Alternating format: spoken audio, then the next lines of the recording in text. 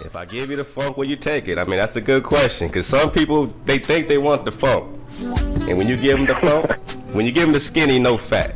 You say, I'm going to give you the skinny, hold the fat. Right. Do you want the funk? No, they don't want the funk. It's too funky. It's too funky. The funk's too funky, man. What's up, guys? Drop Nation, you out there. We appreciate everybody for chiming in, hanging out with us late. Don't hang up on us. This is the drop off. We won't drop you off. If we do drop you off, we will pick you up, bring you on back, just like we always do, man. Every Thursday we enjoy coming to you, and this is just the beginning. Like, this is the skeleton. So we're trying to actually add the meat, but we want to be mucus-free with it, man. And on that note, I don't know about meat. On that note,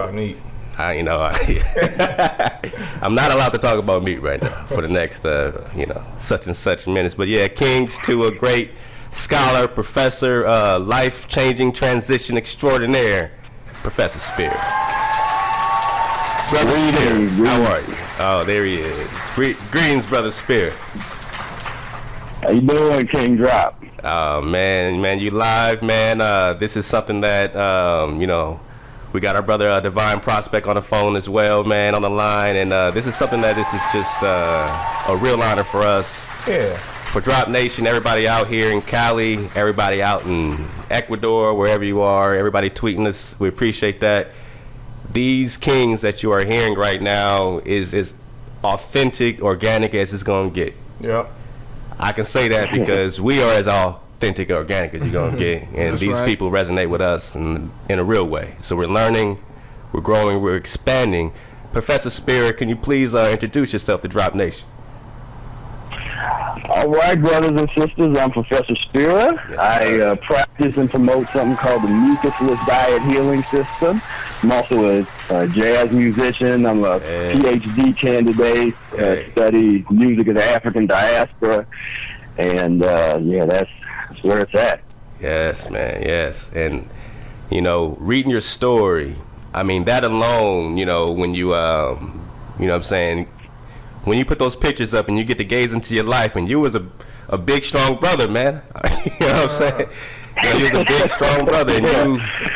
Yeah, but I was, I almost got up to 300 pounds, but when I started changing my lifestyle, I was about 280 pounds. But all through high school, I was about 240, 250.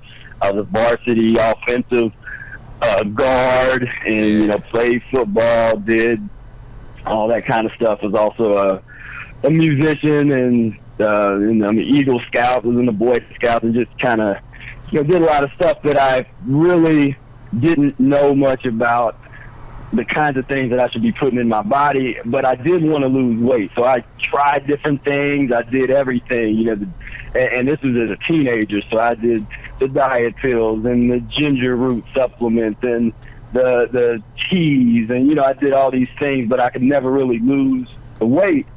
Now, when I went to college, I decided to pursue my passion as a musician. And I basically gave myself to that path. Wherever that went, I was just going to go with it. And so I was on that was my spiritual journey, my spiritual path. So I was studying all kinds of different self-help things and started getting into the religions of the world and history, and, just really started being serious about my studies. And I came across a brother named Brother Air, a.k.a. Willie Smart, who was an older jazz musician, a drummer in town, and I was like that young guy that was going out to the jam sessions. There wasn't a whole lot of people my age because it was kind of, the Black American art form, but people had, a lot of the younger people had kind of slept on it, improvisation, jazz, right. That's the legacy, but, it wasn't a lot of people partaking except the older generation, but I was like right there. And, but I met Willie Smart, and we hung out for a while, and he eventually told me about this thing called the Mucusless Diet Healing System. And I was at a restaurant, it was a jam session, and me and my friend were sitting there eating, and was eating these free chicken wings. I had to take advantage of anything free that was sitting around. And he just had this look on his face like he couldn't hold it back any longer. He had to tell us. So he started talking about the mucusless diet. And before the end of it, man, I was like, we both just our hands were getting slower and slower as it was going to our mouth. It was like, okay, we can't eat this no more. And so soon after that, I got the Mucusless Diet by Arnold Ehret, read it, then just opened me up, just blew my mind, because I was really interested in some of the stuff. Brother Ehret talked about that he was doing these long fasts, 90-day juice fasts. He said he had went a whole year eating nothing but fruit and stuff, and something clicked in my mind, because it made sense to me. If there would be any animal or being on the earth that had the potential to go long periods of time eating fruit, it would make sense that it would be a human. That just kind of clicked, even without getting into studying or experiencing anything myself. So I was like, I'm gonna check this out. I'm gonna check this path out, and before I know it, 6 months later, I lost 110 pounds. Wow. Everything started transforming. Wow. Got off all my medication. I was 18 years old with a CPAP unit, with oxygen being pumped into my nose at night. Wow. And so it didn't take long, but at the same time, I transitioned gradually. And that's one of the things I say over and over and over again, is study the art of the transition. That's what I mean. And a lot of people want to jump in, and they want to try to do these long That's what I did. They want to try to just do all this stuff. Yeah, that's without just dealing with that incremental change. Right. Yeah, man. I just jumped into it. I said, all right, I'm not eating anything but these grapes in the refrigerator, and maybe some crackers if they don't have weed. I don't know, man. I've been trying, but I gotta transition it.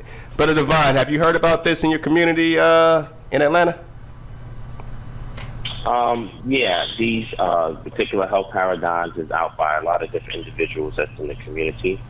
I would have to say to the professor that's on the line that that's a remarkable story, and it's one that is very encouraging for a lot of individuals that are in that in this place that you once were.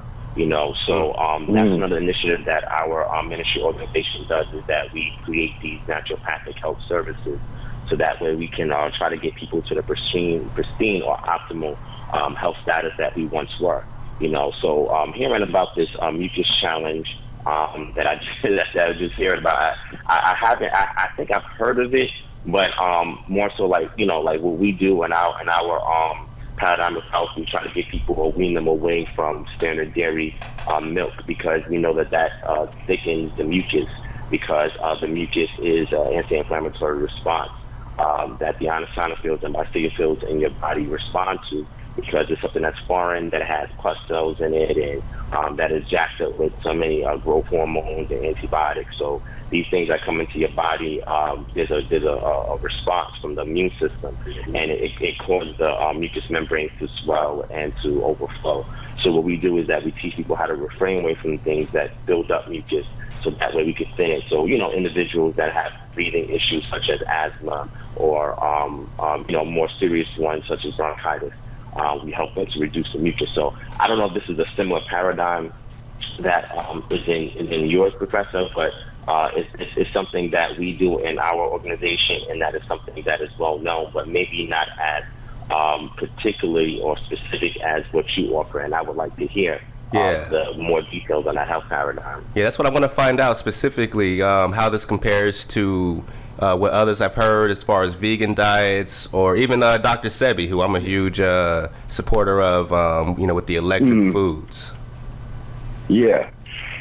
So here's the thing: Mucusless Diet Healing System is the original vegan diet. I mean, if we're going to use that word vegan, and I did the study, I looked into the history, and the vegan historians, they always go back to all of the kind of the European societies and the vegetarian societies, and there was a split in the vegetarian societies in the 1800s, and then somebody would come out with a cookbook that was plant-based and this kind of stuff. But in the early 1900s, nobody else was really had a system and a dietary system that could transition you to a plant-based diet every time. I mean, that was Mucusless Diet Healing System. That was first published in 1922 by Professor Arnold Ehret. In terms of it's comparison, like the modern day vegan diets and sort of nutritional thinking. Basically, this sort of challenges the very foundation of Western dietetic theory. And this is a thing that I notice a lot of people have trouble with. They have trouble letting go of these protein theories, these vitamin theories, these these B12 theories, all of these things that were created by. Now you have to look at this historical context. These things were created by Europeans, people, scientists, and mostly in the 1800s, who thought that their diet, that their way of life, that their way of thinking was superior. So that was the context in which when they looked at their diet and they said, well, of course meat eating is human. They go to these different peoples that they call savages, and these savages might be eating a plant-based diet. Well, we're not going to consider them, or we're not going to ask the age of them. People talk about, people used to live until they were 32. Well, maybe in Europe, but they didn't know the age of people. Some of the people they were talking to in Africa or over in Central America, these people could have been 200 years old. They wouldn't have known because they didn't really look at those people as human. So for me, that entire paradigm needs to be just sort of scrapped, as I like to say. Where we go back, look at the protein theory, Francois Magendie and Mulder. This is a theory that's based on sort of an excuse to eat pus-forming foods, mucus-forming foods. And they did these sadistic experiments on dogs where they would starve dogs and feed them things to see what would, which dog would last longer and this stuff. So all of their assumptions and explanations based on their data was always sort of coming from this stance that pus and mucus-forming foods are meant for us to eat. And so just by that, it's problematic. So I encourage people, look at the history of, I do this with doctors all the time. They'll be talking about, well, you need such and such. Well, how do you get this? How do you get protein? How do you get? I don't believe in the protein theory. I don't believe in the in those nutrition theories in terms of Western dietetic thought. To me, to liberate oneself from these concepts can actually make it a lot simpler. All like diet, health, what the natural human diet, the best human diet. These things are actually really simple, but we complicate them because we're trying to, we're trying to get into this kind of pseudo-scientific kind of thinking, and this breaking things down, the isolationism, chemical isolation. Let's break this down, this chemistry. The calorie theory, that's another idiotic thing. Atwater, in the early 1900s. These are the human body does not incinerate food like a calorie meter does. Right. And so that's not really going to tell us much about health and diet and how we heal ourselves through food and through fasting. And so in terms of comparing a mucusless diet to, say, Dr. Sebi, as the story goes, Dr. Sebi was actually really inspired initially by the Mucusless Diet Healing System, by Arnold Ayers' work. However, there are there are certain things that he promotes in terms of food that he will kind of claim is not mucus-forming, but coming from a mucusless diet paradigm, they would definitely be mucus-forming foods. Some of the ones that are on his list. And so those, I get that question all the time from a lot of people that study CB, and they come and they look at my list and they're like, well, wait a minute, there's all this stuff on here that's different. We're not as focused on the kind of the hybrid theory and that kind of thing, so we're more into what foods cause mucus in the body. And when we talk about mucus, we're actually talking about two elements. So what the was discussed a little earlier was the sort of the lymphatic response. That's just one side of it. You have, if you eat things that are poisonous to the body, then the mucous membrane can secrete mucus. But what's really profound to think about is uneliminated, undigested food substance that turns it literally into glue, into slime inside the intestines and inside the colon. Wow. And so when you start to really clean yourself up, you start to see all of this slime come out of your body. Literally, black sludge and slime, green slime, mucoid. People like to call it mucoid plaque sometimes. Most people, if you eat any kind of meat products, it's a good chance that you have worms. That's just normal. Everybody walks around with 15 to 20 pounds of uneliminated feces with the worms in there running around. And that's normal. That's what we call normalcy. And we look on the news and we look out there and we see people shooting each other and running around.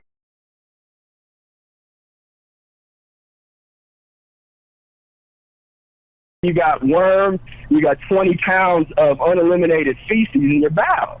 It's that lower vibration. My goodness, I just got a little sick. Yeah. Is there...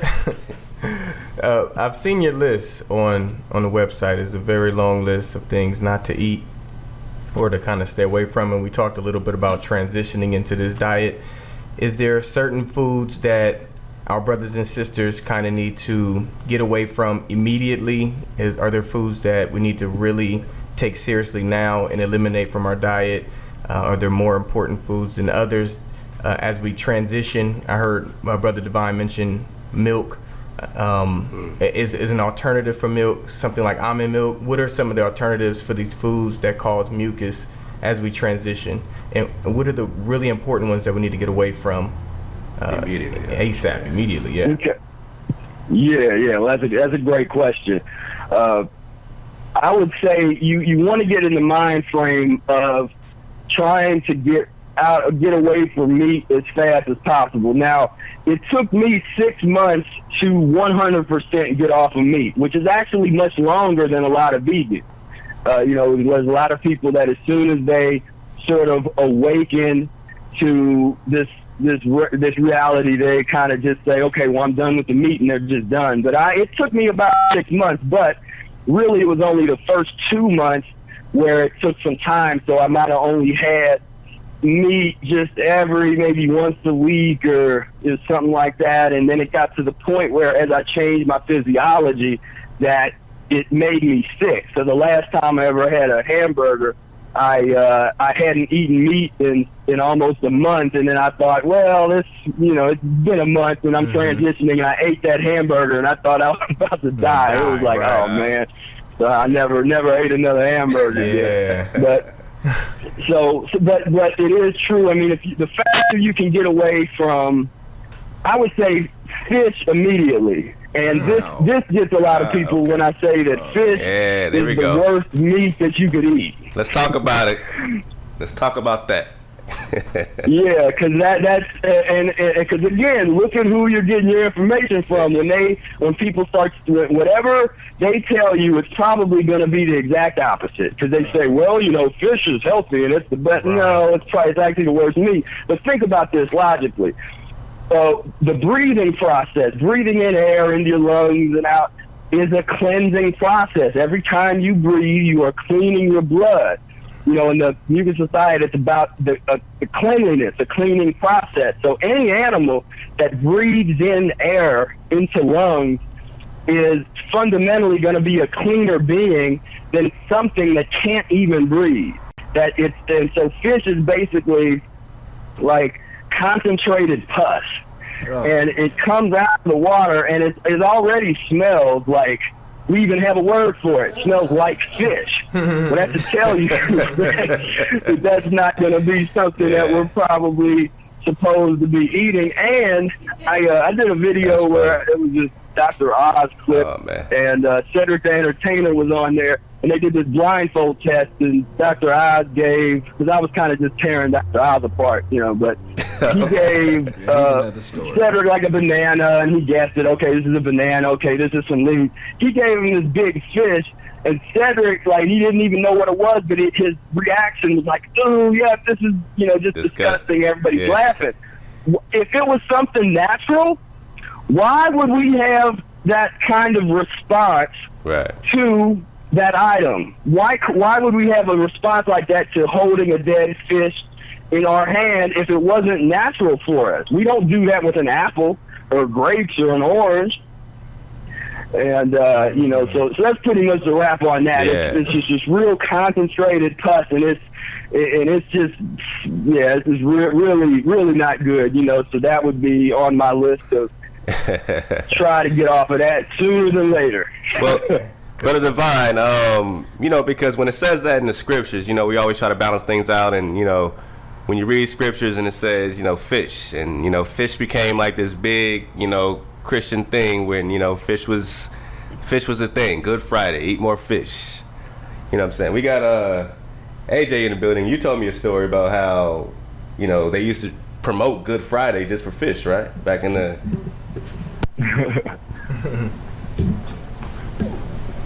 Well, I'm not a historian. I mean, this is just a Catholic thing. When I grew up in New York, I would hang out with everybody, go to everybody's church. But I try to do a little bit of everything, and I can get out of school early on Tuesday if I went to catechism. So on Fridays, though, there's a whole big deal where they can only eat fish.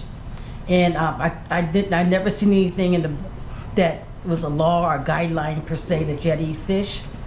And so I'm not a big history person, but I do remember from world history that they talked about the church and the state, And I said, oh, okay, that's what it is. The church, the state tells the church to eat fish so that they can sell the fish. Hey. And then the state comes and they tax them, And I'm a kid, I was like 12 or 13 years old. Now, to this day, I don't know if that's accurate. That was just me. I have my own thing. I always have my own rationale. But I couldn't understand why fish on Friday. And then as we got older, I was like in the 20s. And then I realized, I think one of the popes came out and said, okay, they didn't have to wear scarves on their head anymore when they went to the church. And they didn't have to eat fish on Friday. And I said, I knew it. Just took it away. That's my historian story. Now, Divine, is it, like when we see fish in the scriptures, is that against the health paradigm, or is that, like, how do we interpret these things? Yeah, that's a great question, because that's something that's been circulating a lot of late, since people have been going more towards this holistic vegan type of diet system. When we look in the actual scriptures themselves in Genesis chapter 1, the Most High has given man a vegan diet. He told him that you can eat every fruit and every seed-bearing plant. And that was the optimal diet that man had before, him leaving out of the garden or being kicked out of the garden. Once he was out of the garden, after the flood deluge had taken place, then man was allowed to eat flesh. And the reason why he was allowed to eat flesh is because upon toiling in the earth, there would be thorns and thistles and other things that would work adversely against man while he was toiling for food. So then he was given the opportunity to eat meat as a complement to him also eating plant-based food. And in Deuteronomy chapter 13, and a dietary law is given to man that if he is to eat meat, what type of meats are clean and what types are unclean. So what we have to look at is that, looking at the totality of the scriptures to see, okay, well, what was the optimal plan that was given to mankind by the Creator as opposed to what was allowed for him to do. You know what I'm saying? So that he can thrive and survive. So now that we're getting more consciousness in regards to our diets and as far as the health, we can look back in the scriptures and go back to the optimal diet, which was a plant which is a vegetable and fruit-based diet that man initially had as meat. It was called for him to eat as food, as opposed to just a fleshly type of food to eat. As time progressed and we got into the age of what's called quote-unquote Christianity, the symbol of the fish was very symbolic because some of the individuals that were following around, who some called the Mashiach or the Messiah, they were fishermen. So the symbol of the fish was being used so that people can identify who was a believer, who was a non-believer. And then now people have taken that symbol there and they have exemplified it to a point where it's just like synonymous with, the Christian paradigm is to engage in eating fish. And one thing that the sister touched on that's very important for us to note is that we have to look at the allegiances for a lot of these 501c3 organizations that call themselves churches to the state. The state gives them a lot of initiatives so that way they can maintain their tax-free status. And if one of those initiatives is a health paradigm that they know is going to work adversely against us, then of course they're going to want us in a state of mind where our brain is fogged and how it's heavily brought down by all the types of things that we're consuming, so that we're more docile, we're more easier to control. So when we look at it from a pristine perspective, we see that the original man, even if you look at go to any dentist and ask the dentist that the human mouth was initially designed for eating fruit and plant-based items. It was only as time was progressing that man decided to expand his diet because of the environment that he was living in and migrating to, where he had to supplement meat into his diet. So initially, our mouths are not designed like carnivores are designed, who only eat meat. We don't have fully pronounced canines, and our molars are not heavily rooted. So it's a much different genetic mix that we have in our mouth. So, the things that we're doing now, getting back to this consciousness of good health, has to do with the more modern sciences and information that we have today, that we can really assess to look at the primitive diets that man had during the paleo times, and how we can reinforce that brand new paradigm today, having more information. And also, we can look at our text, whether if you're looking in a scriptural text from a Hebrew Israelite perspective, from a Kemetic perspective, Moorish paradigm, you'll see that initially man had a plant-based diet, and as time progressed, he evolved into eating meat as a means of supplementing based on his environment. So I have to agree with everything that the Professor said, and that you guys have inputted, is that we have to refrain from milk, from meat, and so forth. And it's not something that everybody can do cold turkey. You have to find detox programs that's better suited for you to transition into this optimal health paradigm. And I'm glad you brought that up, transition, because I really want to draw a parallel right now into our transitions, because on one end we're talking about transitioning in your health paradigm, and in this case the mucus-free diet. And definitely visit mucus-freelife.com. What I'm saying, we'll open up the lines for you guys to chime in. 424-444-0432. Definitely keep tweeting us at 432 the drop. And the parallel with our transition as a community, as a community as a whole, as we wake up, it seems like there's a polarity, to where some people are just waking up. I mean, some people are just like, I gotta eat right. I gotta, Right. How do you feel about that? Yeah, I mean, it's the shift is on, because things can't continue on the course that they're on. A lot of our folks before us, I had got a chance to meet and talk with Brother Bobby Steele one time, and I was kind of telling him about what our vision and what we're trying to do in terms of that type of grassroots consciousness raising. But you have to have the dietary piece as the foundation, or it's going to fall apart, because that's what has happened historically. Is if the diet isn't proper, then things fall apart, because people, people's hungers, people's desires, the things that people want, it starts to kind of, run them up, because we talk about mucus and pus addiction. We realize that we are addicted to the foundation of human illness, food that were just not designed for us to eat, but we've had generations and generations of ancestors that have kind of transitioned over a long period of time into eating these ways that are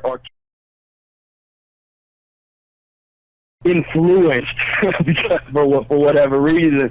That kind of gives it legitimacy. Like, oh, well, she's doing it, so maybe it's not as crazy as I thought it was. And so that kind of helps folk like us, because when we start talking about the real serious stuff, like, I didn't get a chance to mention the which some folks, bear with me now, but an important part of my transition was doing lemon juice and distilled water enemas.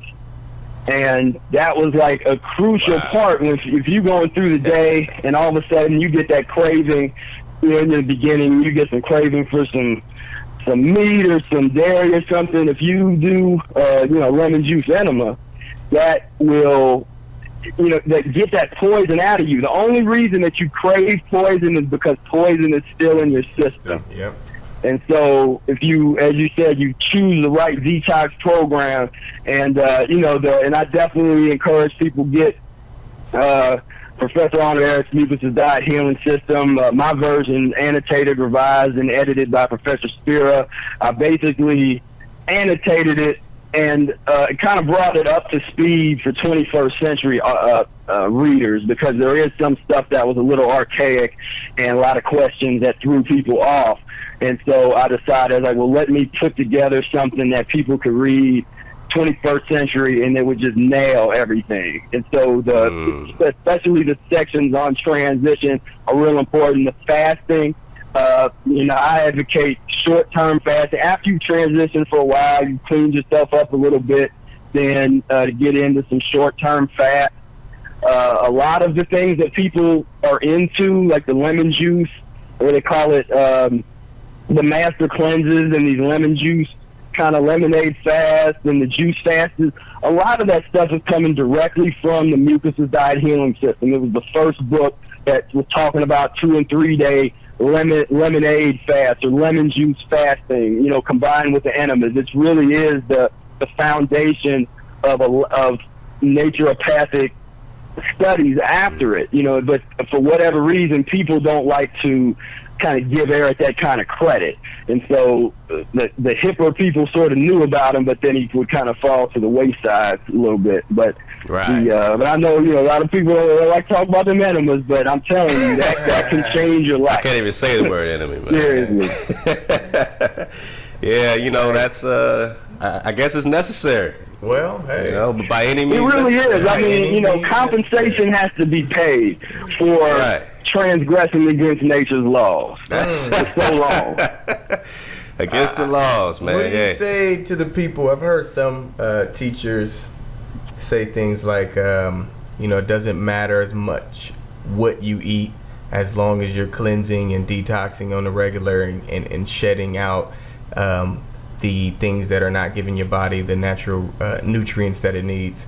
We're living in a holographic universe. This stuff isn't real anyway. These different teachings that might be out there. What do you say to those people who kind of teach that kind of doctrine?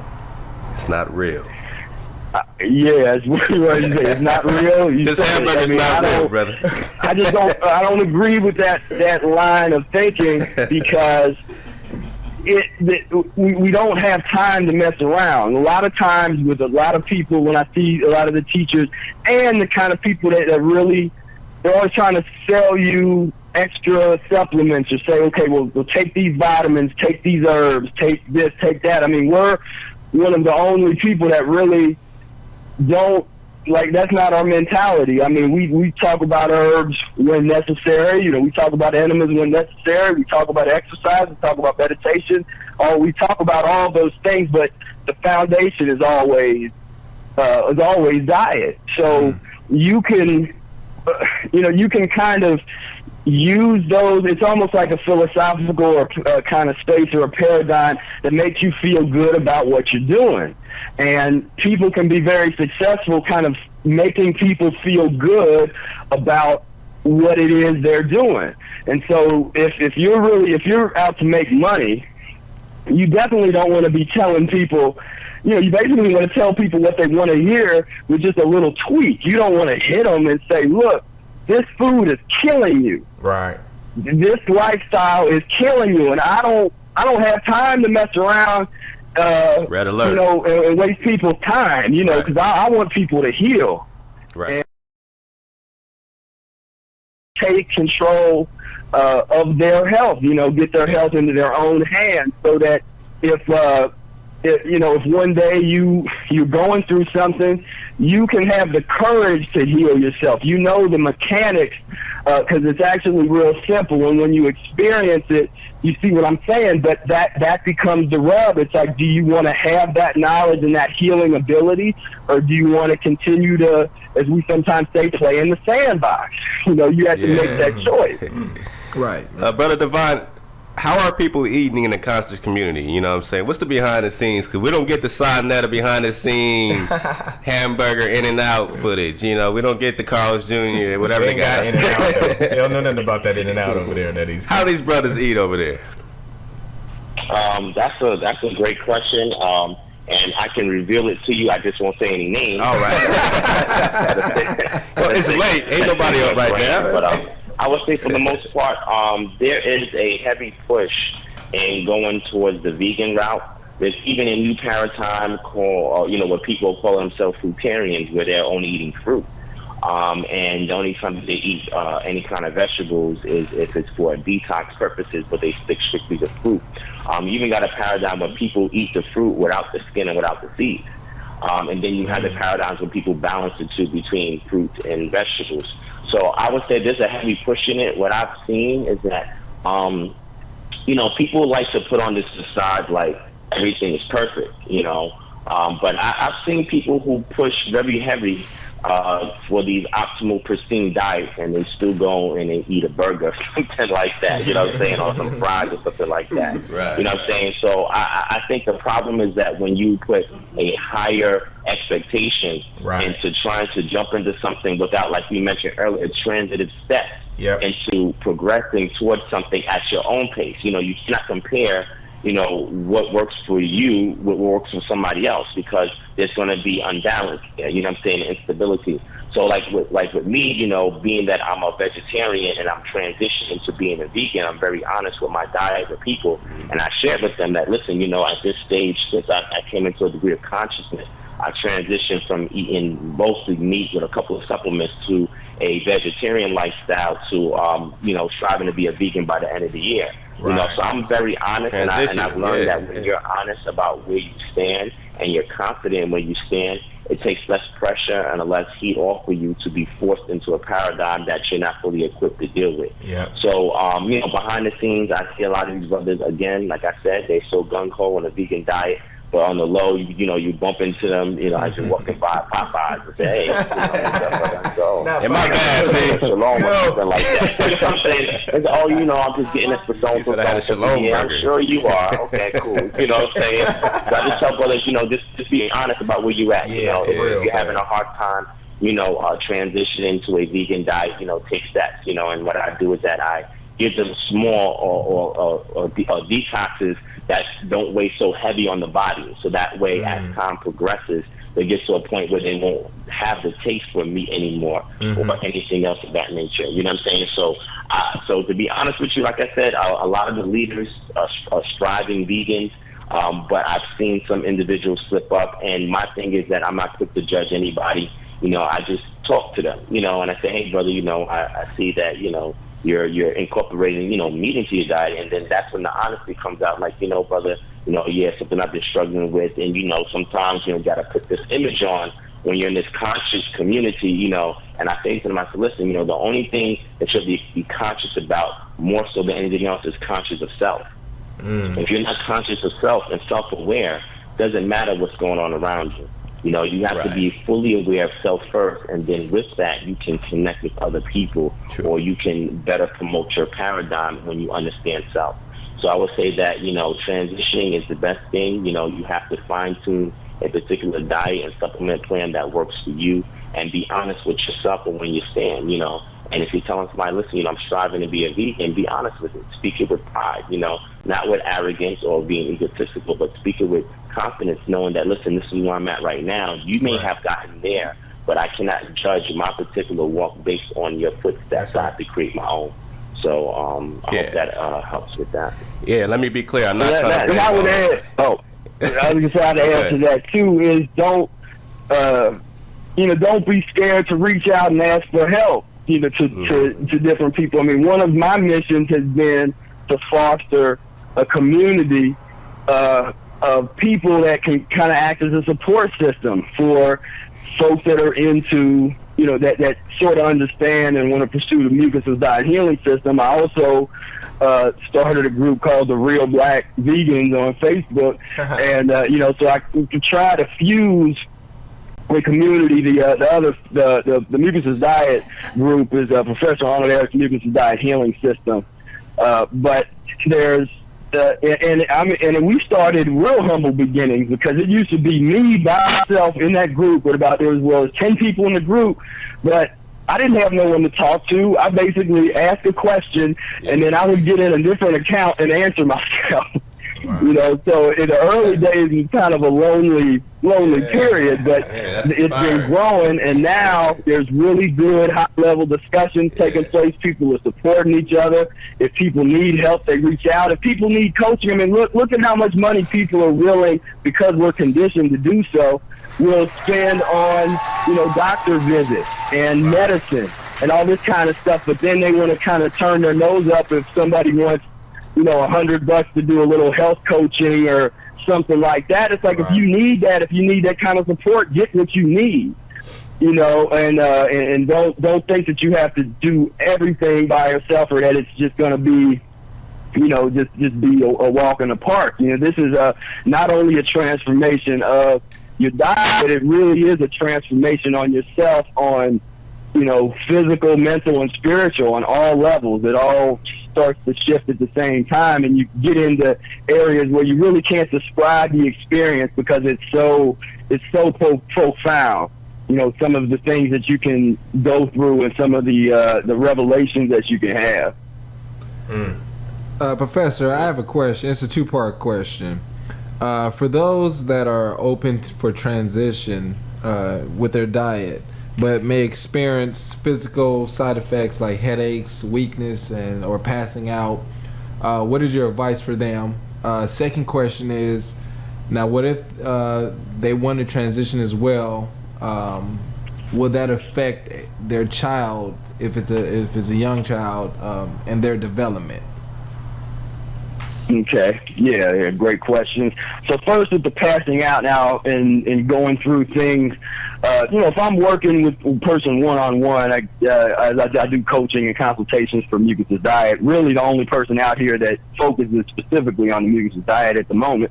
But when somebody comes to me and they're saying that they're going through that kind of stuff, I'm like, okay, slow your elimination down. And the way you slow your elimination down is, you know, for me, a day of eating, you know, you might have some fruit in the afternoon. You could even have some baked fruit, baked banana, or something like that. And then in the evening, you have a big raw combination salad with cooked vegetables. Then there's something we call mucus lean option, and so that's getting into kind of like the burnt, you know, well cooked toast. And the reason you cook the toast like that is you kind of cook the gluey properties out. But I would recommend that they eat things like the squash, you know, steamed or baked squash, or zucchini or something along with their salad, because this is going to be something that will actually balance you out. And then if you eat like that and you're kind of for several days or a week, then you try to do a 2 or 3 day fast, you should have a lot more control. The experience should be a lot more pleasant without all the, you know, without a lot of the issues and pain. Now, if you're already dealing with chronic illness, and you have, you know, your various weaknesses, or, you know, we look at all disease as being some form of constipation, not just bowel constipation, but cellular constipation. And so there are some times where, depending on what you're dealing with, again, it's just paying reparations for what we've done. You know, the karma. We've already sort of set a path for ourselves in terms of healing. So sometimes we're going to have to go through something, but you can always slow down the elimination. You don't have to, you know, try to do some kind of radical thing. Okay, I'm going to do this long fruit thing or this juice or whatever. I always recommend people slow down the elimination, because you can always take a step back and then take 2 steps forward. Okay. And so that's that. And in terms of like headaches and stuff, lemon juice enemas, you know, that actually will kick out a lot of symptoms. In terms of children, there's brothers and sisters in the community now that have raised children that are now adults that have been totally on the mucusless diet. They had them doing little baby enemas and doing, you know, eating the fruit and all that kind of stuff. You know, not dealing with supplements and all the vitamins. Again, these things that that have been marketed to us and sort of this fear tactic, like you need this or you'll be deficient. You know, if it's like, no, we're talking about the body when eating the right foods is self-contained. You're gonna get everything that you need through breathing. I mean, we don't even hardly talk enough about the breathing process and how we really are, as Eric says, air gas engines. That's kind of the foundation. We can go a couple days without food, but we can't go 5 minutes without air. So that's kind of the most important thing, is keeping the avenues of circulation open.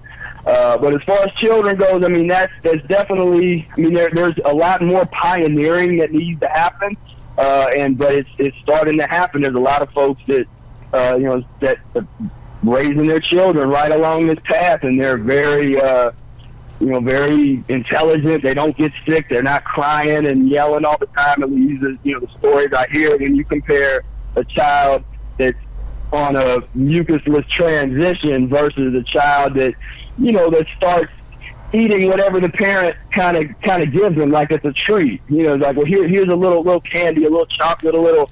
That always bugs me out. I see it all the time at the store, where a parent will be some child in the produce section, and they'll start pointing at apples and oranges, and they'll want one. They'll want to go grab one and start eating it, and the parent will grab the kid and say no. Then they literally will walk over to the candy aisle and buy a bunch of candy. No. I've seen that so many times.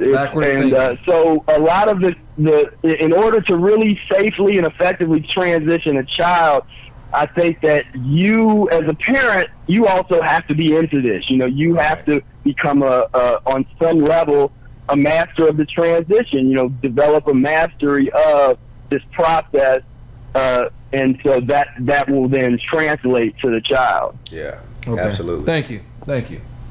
Hi, Professor Spira. This is Candy from Candy's Cafe. How are you doing? Good. How you doing? I'm great. I'm all about recipes. I love food.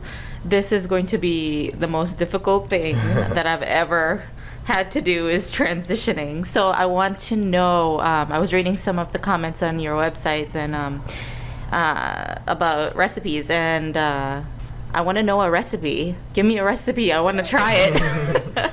Put you on the spot. All right, well, let me give you the baked. I call it baked banana surprise. Okay. If you're craving some kind of pie or cake or something sweet like that, then you get you some bananas, and you leave the shell on them and preheat the oven at about 425. Then you put the bananas on a cookie sheet. You can kind of cut the very ends off if you kind of cut the end. Then put it in there and put it in. I used to use years ago. I used to use foil to wrap it up, but since I've kind of gotten away from the whole foil thing recently, and it's just as good, if not better, without it now. But you put it in the oven and let it cook for about anywhere from 15 to 25 minutes, depending on how ripe it already was. So you'll know it's done if you open up the door and you sort of hear a little bit of sizzling, because the banana will start to kind of have the juice, where you cut off the very little tip of the end, the juice will start to secrete once it's kind of cooked all the way through. And that's when you take it out and you slice down the middle of the banana and then sort of empty that out into a bowl. Get you some applesauce. You can either make your own raw applesauce, or if you find a brand that some kind of organic jar of some applesauce, get something that doesn't have any kind of preservatives and all that kind of stuff in it. But get you some applesauce, mix that together, get some medjool dates, and chop up those dates, get the pits out of there, chop it up, put that in there, and then serve it to yourself and your friends. That's so detailed. Man, I'm gonna try it tomorrow. It sounds delicious. Better than mine, man. And I will say, I did an interview on black Blacks Going Vegan or Blacks Going Vegan, and they I included that recipe in that interview. Okay. So if you want to see it in written form, you can try to find that interview. I will definitely. Thank you so much. I'm a big fan of you. So. Yeah. Hey, you know, this is And it's also in my book, Spira Speaks Dialogues and Essays on the Mucusless Diet Healing System. It's one of my other publications, and I have it in there too. Beautiful thing. You know, we're gonna take a quick song break. Get to this A Cry for the Ignorant by none other than Professor Spira. And please hang tight, Divine. Hang with us, because I want to ask you about something off the wall. You know, it's something called the flat Earth theory that I've been thinking about and getting into lately. I don't know if you heard of this theory, the flat Earth theory. Yes. Okay. Yeah. He said, yeah. Well, yeah, let's get to this. But think about it. We'll be right back to just tie up these solutions and, you know, hopefully, you know, get some good calls in this way.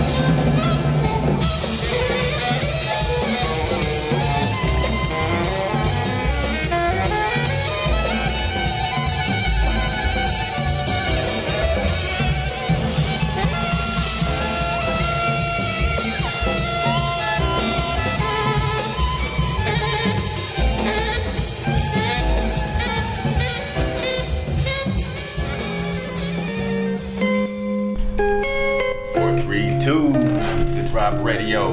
We are live with none other than Professor Spira and Divine. Prospect out there in Atlanta. We got New York. You know, this is, you know, this little weird information age we're in. You know, we're able to actually exchange. I mean, like when I see what brothers are doing with the platform, post debate, post the big finale, the final showdown. You know, we'll get into that a little bit, Sir Divine Prospect. But post showdown, it's been like, you know, the Hebrew community set up their own platform, and you know they've been doing their own thing, and it's not so much about, you know, sitting down with Son at his couch, but ready for ours now, coming up with a lot of great content. Is that a strategy that you guys had, you know what I'm saying, after that particular debate, to kind of, you know, just do your own media platform and start connecting with people on your own? Yeah, that's yeah. Oh, go ahead. No, go ahead, Professor. Okay. I been, you know, really trying to create a serious network of people that are able to access this information and creating different ways, because you know, as an educator, I studied all the different ways that people learn, and some people learn well by just having a conversation. Other people learn well by hearing something. Some people learn by reading or seeing something done in front of them. You know, so I try to create content that hits all of those different areas so that everybody can sort of find the best, you know, the best information or the best way that the information is expressed. And then, like I said earlier, the community, really having an online community that is about the mucusless diet, because it's, you know, we have a lot of raw foodists and vegans and stuff that get involved, and but I always sometimes have to emphasize that, you know, we're focused on the Mucusless Diet Healing System, which is different from raw foodism, is different from fruitarianism or veganism, in the sense that all of those different modalities are actually within the Mucusless Diet Healing System, because you go through periods of fasting that's on a fruitarian level, and some people aspire to live and attain those levels. Other people just want to eat fruits and green leafy vegetables. Some people, and historically, a lot of people have used mucusless diet to heal themselves of terminal illness, and so they don't have nowhere else to turn. Doctors tell them that you're done. I don't have nothing for you, and this is kind of like their last hope. And they get into a little bit of the deeper levels, some of the deeper fasting levels and cleansing fruit levels and things, and they come out of whatever terminal illness that they had. And a lot of those people, you know, they don't adopt a lifestyle. They just go back to eating whatever they were eating before, which is, I don't judge, you know, that's how a lot of people have done it. But I wanted to really create something where people are able to interact and share their experiences so that we can all grow. And it's working. It's so important because, you know, this is how we're connecting. And, you know, to you, brother Prospect, you know, for that paradigm, you know, whether it's, you know, health related or community related, which is all the same thing. You know, we can't separate these things anymore and say, well, I want to talk about, you know, the food side of things without talking about the economics, you know, without talking about the spirituality and how we all come together with these things. How has that been working out for you, Brother Prospect? Post final showdown with Maccabees TV and GOCC, everybody that you guys are building with now? Yeah, I would say that, you know, Steiner is a great gateway into getting established in the conscious community because he has such a wide range audience. But the thing is that to branch out and actually increase the platform in different avenues to different demographics. So you still see me on Sonetta show, as I want our community to still have a representative in that particular demographic. But at the same time, you know, I'm very multifaceted in regards to the different aspects that I touch on in the community. So health is one. Economics is another one. Like you said, they're interrelated. Politics, socially interacting, spirituality, all these different paradigms are all interconnected. And So what I try to do is promote up and coming platforms like Ready for R, Black Magic, other platforms that have their own demographic of people and speak on subject matter that they may be privy of and they may not be privy of. But the objective is to ensure that the information that we have is not fully monopolized, but that is handed out across the board. So that way, several platforms can be able to engage in information that's life changing for our community. So me branching out and working with Ready for R, Maccabees TV, GOCC, all that is create it out to the masses and any means necessary, because, you never want to hoard so much information that if something were to happen to you, that information would be lost. So you'd have to give it out to several platforms so that that way your information is on record and that you can leave a legacy behind in your absence, that people will fully know the steps that you took to get to where you went and that they have all the tools necessary so that way they can continue chiseling out that masterpiece that you once started. How hard is it to get people to focus on the denominator? Because our numerator is what divides us. I'm from here, I'm from here, I'm from this lineage, I'm from this bloodline, or I think I am. How difficult is it to get people to focus on the things that unite us? I would say the difficulty would have to deal with a person's vibration. You have to tactfully engage people, being aware psychologically of what their disposition is, so that way you can find a way to reach them. So, for example, because at the core of my ideology is my Hebrew Israelite position, I don't superimpose or proselytize that on other people. So what I do is that I have everyday conversations with them in regards to different things. For example, if we're talking about debt, most of us have debt issues. You know what I'm saying? Regardless of whatever disposition you decide you want to choose. Most of us, when we go back to a lot of our communities, there's crime in the community. We know that most of us, we need to eat, we need food, clothing, shelter. So what we have to do is we have to focus on these things that are much more important in creating bonds with one another. And then once we're able to build a bridge, because if I'm on one side of the riverbank and you're on the other side of the riverbank, and I'm going this way and I'm telling you everything that's on this side and you tell me everything on that side, it's not going to matter unless we work together and build a bridge so we can see what's on each other's side. And that way we can appreciate it for what it is, whether or not we agree that that is the route that we want to take. So initially we have to build that bridge by talking about the common things that connect us, such as children, because we all of us, well, the majority of us have children, food, clothing, shelter, economics and health. All these different paradigms are things that are necessary for the growth and betterment of our communities.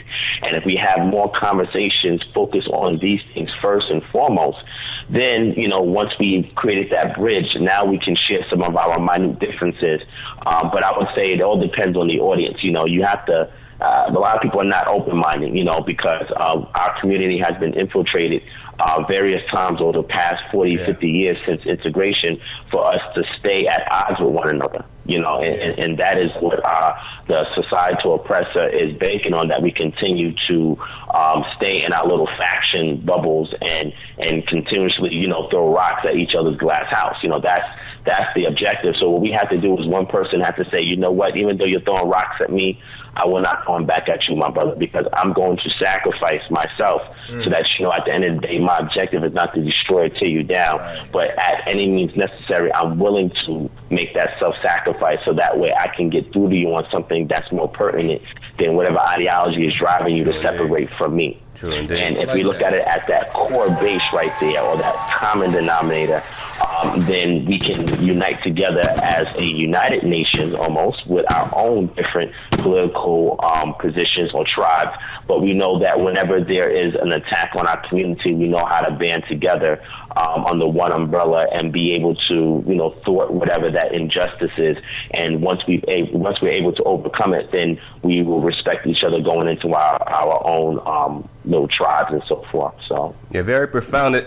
There seems to be a race between denominators. There's the denominator that they want us to focus on, the chaos, and then there's a denominator that we actually have within our health paradigms, within getting back into our organic families and understanding that, look, we're eating out of our habitat. This is what they've set up, not that this land isn't ours, but what they've set up, in terms of feeding us and how we've been so depending on them, creates a paradigm that makes it very difficult to break out of all the tentacles they have within our, theologies or, business, education, food system. So who's going to win the race between these denominators? Because when I see the killings, when I see, the Freddie Gray, rest in peace to the king, and countless, like I said, if I hear one more thing, I'm just going to go crazy, because that's the denominator that they're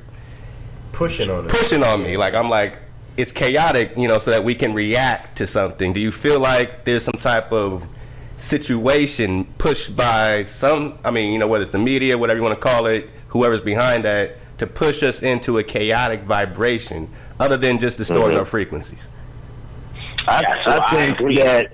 Oh, please, anybody take that. I appreciate it. No, go ahead, Professor. Yeah, what I was going to say, in my opinion, is the thing that is pushing us into that frequency is pus and mucus-forming food. Because it is, you don't realize how unnatural it is until you get away from it for a little while. And then when you come back and you see the mental clarity, the change in your personality, the change in your thought process, the things that you desire, it's a much more peaceful space. But some people have a hard time adapting to that level of peace and tranquility because they're addicted to the stimulation.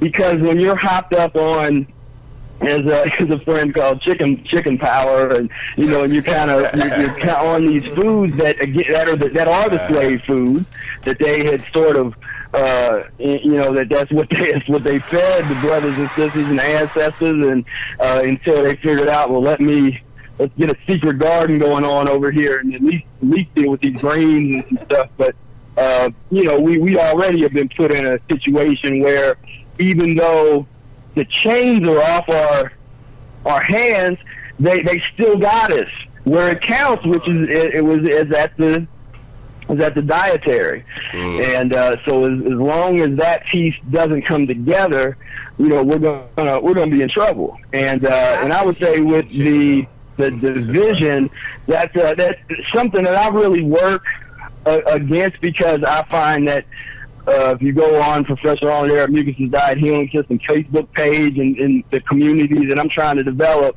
it's really the most multicultural community, plant-based community that I know of. There's people from all parts. I work with people from Europe and Australia and Africa and Central America, South America, Canada, Hawaii. All over the world.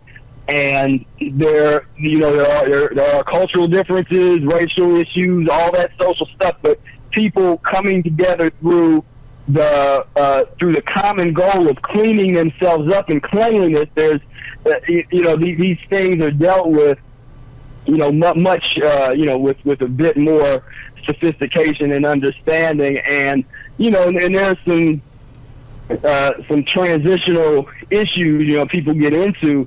There's a couple things that Eric said that are kind of controversial for some people when it comes to kind of skin color and this kind of stuff, and but people start to realize that that this is what humans have to do if we're going to get ourselves together and be able to, as we like to say, physiological liberation. We have to learn how to control what we put in our bodies if we're going to survive. Absolutely. And after we do that, well, first let me give Brother Prospect a chance to answer the same question. If you need me to repeat it, I can. Oh, no. What I would say is that I agree with the professor said, and that diet is key, to mental clarity in regards to getting back to nature, getting back to the natural order of things. And because they are controlling our diet, because, it's very evident, for example, living out here in Atlanta, or even going back to New York, home in New York, or any other city, whenever you're looking for a natural food store, you're not going to find them in the middle of a black community. You have to go outside of our community to get the wholesome content of foods and supplements and things of that nature. You're not going to really get that immediately in the communities that we live in. So it goes to show you right there, cognitively, when you analyze it, that they want to keep us in a state of depression, because a lot of that is geared towards the diet that we eat. So I would say the first thing that they do is keep all the good stuff out of our community in regards to foods and wellness and so forth. And they market things like Popeyes and McDonald's. I mean, you'll see that more heavily in our community than any other community.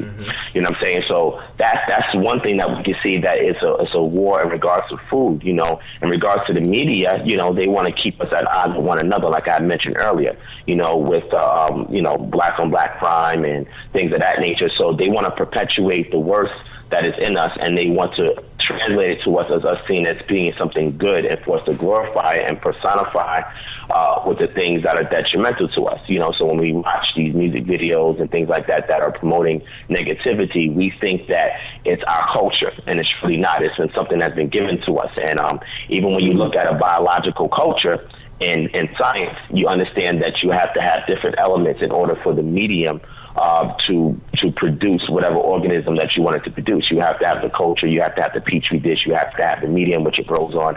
They're doing the same thing to us on a macrocosm level that is being done on a biological level in regards to you know, creating microorganisms in a lab. So they do the same thing with us. It's a culture that they're trying to develop us in, because they want to contain us and they want to harness that which they can use from us to profit and market off of.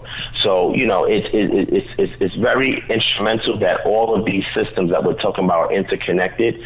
And until we are able to unravel, you know, what it is that they're placing over our eyes, the wool that they're pulling over our eyes, unless we're able to unravel it piece by piece, you know, we'll never get to a state of our pristine, I would say, or the epitome of our existence. So, you know, diet is one, you know, spirituality is another, because they've taken the substance and given us a counterfeit back. Our political voice is not loud enough in our communities because we don't govern our own communities. Socially, you know, we've been taught how to stay disconnected from one another. And social media, you know, can be used to connect with others, and also can be used to disconnect with others. You know, I've had situations where I've hung out with associates or family members, and they're always on their phone, you know, or they always wanted to watch TV. Like, everything needs to be visually stimulating, and there's very little room for intrinsic and extrinsic thought communication in regards to speaking and you know, and actually sitting down in quietness and being able to absorb what it is that person is conveying out, whether it's words or their aura, etc. So we've lost a lot of these things, and we need to get back to it in order for us to get to a pristine state where we're conscious and cognitive enough as a community, so that way we can be aware of what's to come and we can pass it on to the next generation. See, the most important thing is the next generation. So like the professor was saying earlier in regards to, you know, children coming up in vegan households or vegan dietary systems that have been created for them before they were born. We have to focus on the next generation. So we have to take a hit heavily as this generation and make that sacrifice. That's right. And create this way, or this counter environment for the culture that's the generation that's to come to actually thrive in, so that way we can push them more into that area instead of withholding things, so we can have some degree of relevance. You know, your relevance is in your legacy that you pass on to the next generation, because you cannot be successful without a successor, and that's very, very crucial and very important. And like a friend of mine had said that, you know, we have this campaign for Black Lives Matter on the outside, but do our own lives matter to ourselves? You know, as far as what we eat and how we think, and you know, where we go and what we associate ourselves with. So, that was powerful, man. You know, I work with the I work in the school system. I work with the children, and you're mentioning next generation, and I just wanted to say that again, I'm not a scientist, I'm not a psychologist, but there's a definite apparent change in behavior with the children after they eat lunch. And I've been saying this for years, that there is something affecting our children. There's a lot of chemicals in the food. I taught special ed for years, and we had children that, of course, they want to put on this medication and that medication. And when I asked the parent about a diet, like what is the diet like, or can you eliminate the red Kool-Aid and the cakes, and can you eliminate the hot dogs, that type of thing. Right. This is major. There was a school, and I'm not sure exactly where it was, but it was in New York, where it was a high school where the principal decided he was going to control his budget for meals, for his lunches. And so when he controlled it, they actually had salads and all type of healthy fruits. And what they saw was this amazing change in behavior, that the behavior improved by 78, 80% just by a change of diet. So this is massive. And a lot of people just don't realize the impact of a diet on children. A lot of this behavior is not necessary to take a pill. Give them tomato. It's just easier to give a pill than to really address what's really happening. And of course, it's an economic thing. Like you said, it costs money to eat healthy. And you're absolutely right. For store 34, we're going to send this to it. So it's I don't know, it's just a circus. It's a total circus. That's a good word. And that's in the economic piece. It's one of those things where once the consciousness raises up and we begin to prioritize, because there's a lot of brothers and sisters that might be in a situation where not a lot of money there. I'm in that situation. My brothers and sisters that I know that practice the diet, we all in that situation. But the difference is I might not have certain things that people think you're supposed to have in terms of the niceties or whatever. But I am going to invest in my food. Right. And so when I sometimes see the little kids running around where they got $400 phones and stuff, and then they're, and they don't necessarily have the kind of money, then they're complaining about money, like, well, I got to get the 99-cent cheeseburger, so I don't have enough money, but you got a $400 phone. You go out, go out to eat all the time. I'd stop eating in restaurants, and not everybody does this. This was just me personally because of how addicted I was to the environment and the experience of eating in a restaurant. So I haven't eaten in a restaurant about 12 years.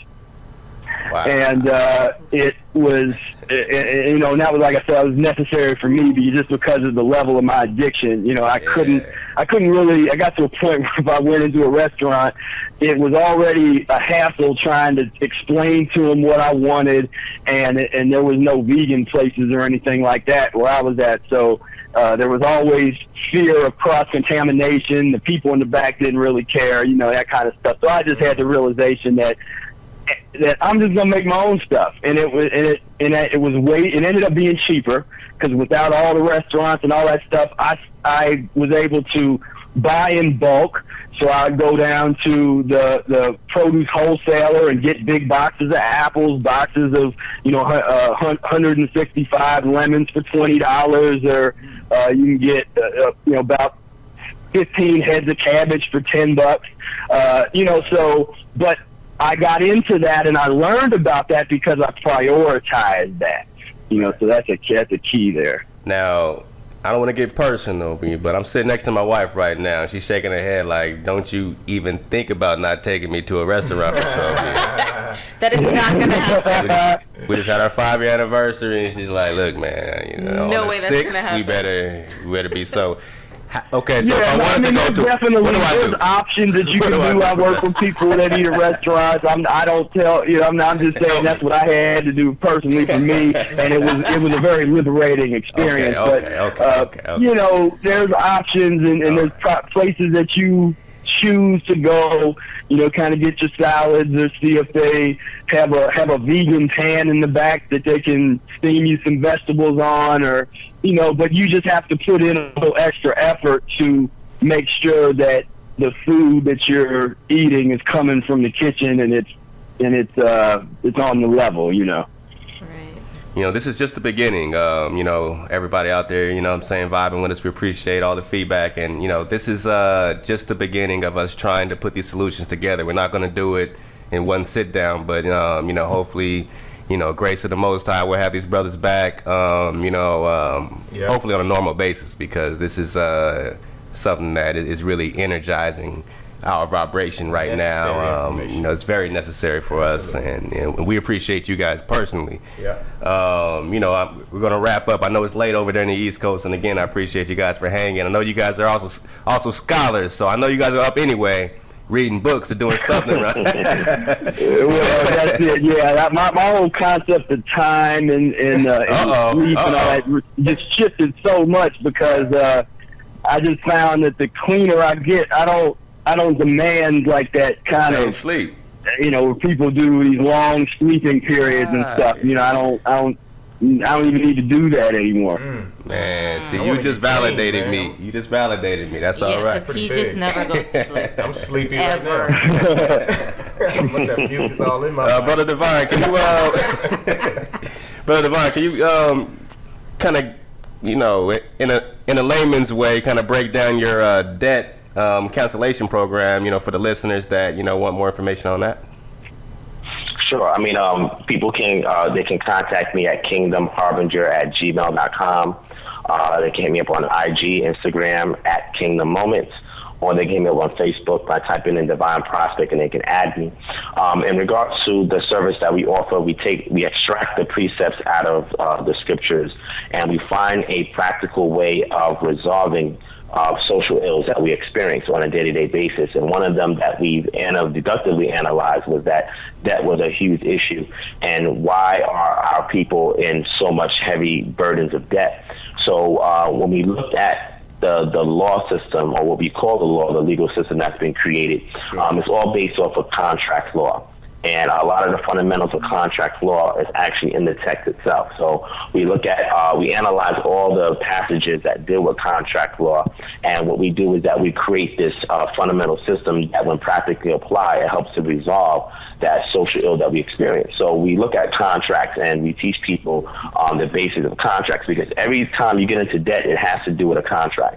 You're signing some piece of paper where you are giving up something in exchange for something else. And a lot of our people don't realize that when they put their pen to the paper, that your signature is one of the most powerful things that you actually own. So what we do is that we teach them how to understand the jargon or legalese that's actually placed in contracts that you're signing, and try to show people that you are being manipulated into a fraud. And we teach them how the system works, how the fraud system works, because if there was an incident, like, if I had an associate of mine and we had an argument, and let's say he struck me and the cops were called, a crime was committed, the cops will show up. Let's say before the cops show up, we made up, and the cops come and say, hey, what's going on? And we say, there's nothing, officer, everything's been resolved. Even though a crime was committed, because nobody pressed the matter, it's not illegal, because nobody is pressing charges, nobody's, bringing it before a court or having a third party to adjudicate over the matter, because we've resolved the controversy. So how does that translate to contracts? Well, it's the same thing. A lot of the systems that have been established have been designed off of fraud, and because the fraud goes unchallenged, that they are legally allowed to do certain things. But the moment that you check them on the fraud, when you understand the basic fundamentals of contract law, knowing that they're not doing their part in regards to contract, then you can serve them papers and say, hey, I'll be more than happy, this is called conditional acceptance, I'll be more than happy to pay whatever debt that you claim that I owe, but first I need you to validate A, B, C, D, E, F, and G. And because all of these points touch on the system of fraud that they're operating on, they will kindly send you a letter back saying that they have discharged the debt, and that they apologize for any inconvenience that has taken place, and that they are actually elated that you have brought this to their attention so they can be more efficient in collecting their debt. So they pretty much admit, without actually saying it, that they did the wrong thing, and that they're trying to make amends for it, so that way you don't take it any further and actually bring them to court for remedy and recourse. So pretty much that's what we do. We take things, ancient system or paradigm, and we find a way to transmute it into modern day times and say, hey, how can we deal with this big burden of debt? Because the best way to be economically sound is to raise your equity. And your equity is your net worth sans whatever is owed. So the best way to raise your equity is to liquidate or eliminate the debt that you owe. Like when I first tried this system out, after I studied it and I understood how it worked, I had my credit score was like 570, And then within a year's time of actually serving papers to all of the so-called creditors that I owed, within a year's time, my credit score went up to 728 in 1 year. And that's because after I served the paperwork and they discharged the debt, they reported it to the credit reporting bureaus, and once they reported it to the credit reporting bureaus, they took it off of my account. And any judgments that I had, I actually handed in an appeal or for a motion to dismiss for any judgments that was committed on my behalf. So I was able to stop any liens that was coming against my bank and so forth. So I was able to do these things, and I tell people that this system is designed for you to righteously clean the slate clean so you can start all over again from scratch, understanding how you got into the situation in the first place and to how to avoid it going forward. Because in order for us to help somebody start a business, they first have to alleviate any of the debt that they have currently accrued, so that way they can continue to build the equity in the business that they owe. So we teach them other ways that they can accumulate funding, so that way they can get any kind of projects off of the ground into their own businesses. So we found out this is very, very crucial, because every penny that you save that you would have been paid on a debt, now it can go towards eating healthy, now it can go towards living someplace that you want to live, now it can go towards investing in your children's future.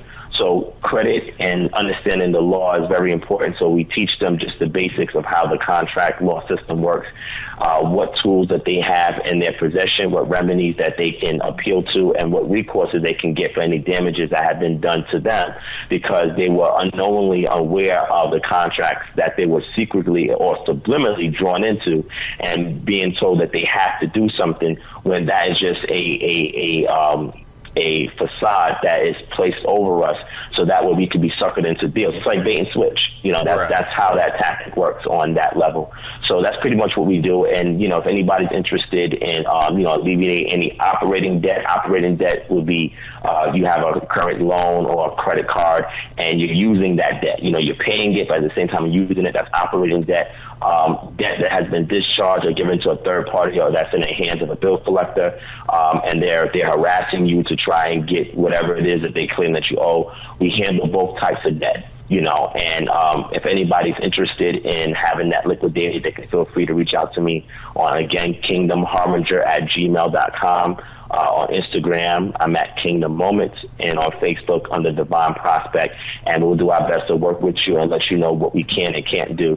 And if we can do it for you, then best believe that we'll eliminate whatever debt that you have. So now you can start eating healthy. Now you can start living where you want to live. Now you can start giving more money to your children and their future, and to your business, etc. You will be hearing from me tomorrow. Yeah, I'm signing up right now. I got a lot of moving work right now, and that's Kingdom Harbinger. Let's spell that out for the people so they don't. Sure. That's Kingdom. K as in kite, I as in igloo, N as in Nancy, G as in Gregory, D as in David, O as in Oscar, M as in Mary, H as in Henry, A as in Apple, R as in Roger, B as in boy, I as in igloo, N as in Nancy, G as in Gregory, E as in Edward, R as in Romeo, @gmail.com. Yeah. Give you a round of applause. So that's if you email me. So if you email me, I can better sift through it, or I can give it to my assistants and we can filter it through, and we'll respond to see what we can do to help you guys out. When we email you, what type of information do we need to send? Yeah, well, the first thing you want to do is when you email me, I need you to first collect any debt that you owe, whether it's operating debt or whether it's a bill collector notice. Right. And what you can do with that information is just keep it on your person. You just send us a quick email giving us a scenario on the types of debts that you owe, how much it is. We'll let you know how much we charge. Our rates are very low. Once I discovered this system, I never recommend anybody to go get their debt consolidated, because let me give you guys a quick scenario real quick, and then I'm a wrap up. But let's say, for example, I don't know if anybody's ever experienced this, but I'm talking to my people, so a lot of us, we've been in a situation with debt. Let's say that you got a Macy's credit card, and let's say you lost your job, you wasn't able to pay your Macy's bill, and let's say the debt that you owe Macy's was $5,000. Let's say their internal collections tried to reach out to you, they weren't able to get you, so it was handed off to a third-party bill collector. The first notice you get from the bill collector will be, hey, we see that you owe Macy's $5,000, and we know that's a lot of money, but we're going to cut you a deal. And if you pay us $3,000 in increments of so-and-so, we'll wipe the slate clean. Wow. So the first thing you got to say is take a step back and say, wait a second. I thought I owed Macy's $5,000. If I owed them $5,000, how are they allowed to only try and attempt to collect $3,000 and not want to get the rest of their money? So a lot of this stuff is, this was really opened my mind when I started to ask the right questions in regards to the situation. So what happens is these debt consolidation companies, they understand the fraud, and all they're doing is doing the same thing that I'm doing, but they're not just being honest with you on how they're going about it. So they're charging these exorbitant amount of fees just to do something that I do for the community for like $100 a pop, you know what I'm saying, or $150 a pop, depending on how much debt that you have. So I know a friend of mine before, he knew, because he lives overseas, but before he knew I was doing this, he paid over $2,000 to a debt consolidation company to get his debt alleviated. You know what I'm saying, $2,000, and I only charge him $150 to get the rest of it expunged. So we try not to rip off our community, but at the same time for the labor, we want to get paid for our labor, but because we know that there's a slew of people that have debt, you're always going to find somebody in debt. Yep. We know that we have a recurrent customer intake in regards to processing people that have debt, so we can continue to get the word of mouth out there. And this is one of many services that we offer the community, because like I said, I don't want to be an orator that you have to pay to come listen to, and then when you leave, you have to deal with the same social, economic, and political ills that you came in with. Right. So what we want to do is that we want to provide services to help alleviate that, so people have more clarity of mind and receiving the information that you dictate towards them. So absolutely, that's a great point, man. I appreciate that. And we have our economic debt, we have health debt. We have debt that we're paying for our health. We have debt that we're paying, for a number of reasons, because of the system we're in, because of these predatory loans. I went to school and I was 18 years old, and they said, here, take a shirt, sign this, get a credit card. And no one actually taught us about debt, credit, anything. Just take a shirt, get a credit card. So I got a bunch of shirts and a bunch of cars. I went to the mall, and I have problems to this day. So, that's just what happens to us, and that's ignorance tax, as my dad used to say, former jazz musician as well, that we have to pay an ignorance tax for, not, anything that wasn't, it's not our parents' fault. It's just that they weren't educated on these things, so everybody's trying to play catch up here. And once again, we have a race towards this denominator, and which denominator is going to win. But the problem is that, we're not educated, we're not taught these concepts in school, we're not taught these concepts in college. Mm-hmm. I know people with master's degree from USC that are not aware of basic financial education, and that tells you something. How does that happen? And so the idea is that if we don't have the knowledge, we continually have this cycle of poverty just from the lack of knowledge. It is not our parents' fault. So somewhere along this cycle has got to stop, and we have to start looking at things very seriously. I'm just in a small segment of that, even like talking to people about looking at their retirement, because people work for years and years and they retire broke. They retire very unhealthy. So it's just a matter of us having access to basic financial education. We've got to stop and make this happen. We have to discuss this with our children when they're young. It has to be part of our dinner table conversation. Professor Spira, if I have allergies and I get off this mucus, will my allergies go away? Oh man, yeah. I mean, we would almost say there's no such thing as allergies. That it's the foundation of that is pleasant mucus-forming foods, and when you start to get off of those foods, you might go through a period where, in the beginning, I went through periods where I might go through a couple boxes of tissues a day, just as in that initial change and shift, and my body starts cleaning itself, and sometimes that can sort of scare people because they're actually seeing all this stuff, and they're like, well, wait a minute, I'm not eating it anymore. It's like, yeah, but you just stopped eating it. So all of this mucus that basically didn't have the opportunity to leave your body because eating the wrong foods inhibits elimination. It stops elimination. And so now you're eating better food, and all this stuff is starting to loosen up, and you start to see it coming out of all of your holes. The mucus is coming out. And but yeah, they had me on all kinds of allergy medications since I was 7 years old. I went from Celbane when Celdane started killing people, they took that off the market, and I was on Allegra and Allegra D and Claritin and Zyrtec, and it was just, I looked at this whole thing, it was like this big sham. I would go in, and the doctor would basically ask me, well, is it good, or is everything good? It's like, well, I have nosebleeds every other day, and that, but I guess it's okay. And like, well, why don't you try this? And so I ended up trying all of these different medicines, and none of them did anything other than suppress my symptoms. Nothing helped eliminate anything. And so once I got into the Mucusless diet, it was time to drain. But once I eliminated, it was all good. My migraines went away, allergies went away, all of it. And good. Now, is salt mucus? Salt's not mucus forming. It's something that we like to get away from. It's more it's more acid forming. There's the way we look at it. Some people say, well, no, it's alkaline. I'm like, well, it complicates elimination. The body doesn't necessarily absorb it properly. There's a lot of alternatives that you could use that's a lot better than salt, the dulse flakes or powder, or the kelp powder. I went years with none of that. I just basically used garlic powder, or just different onion powder and stuff.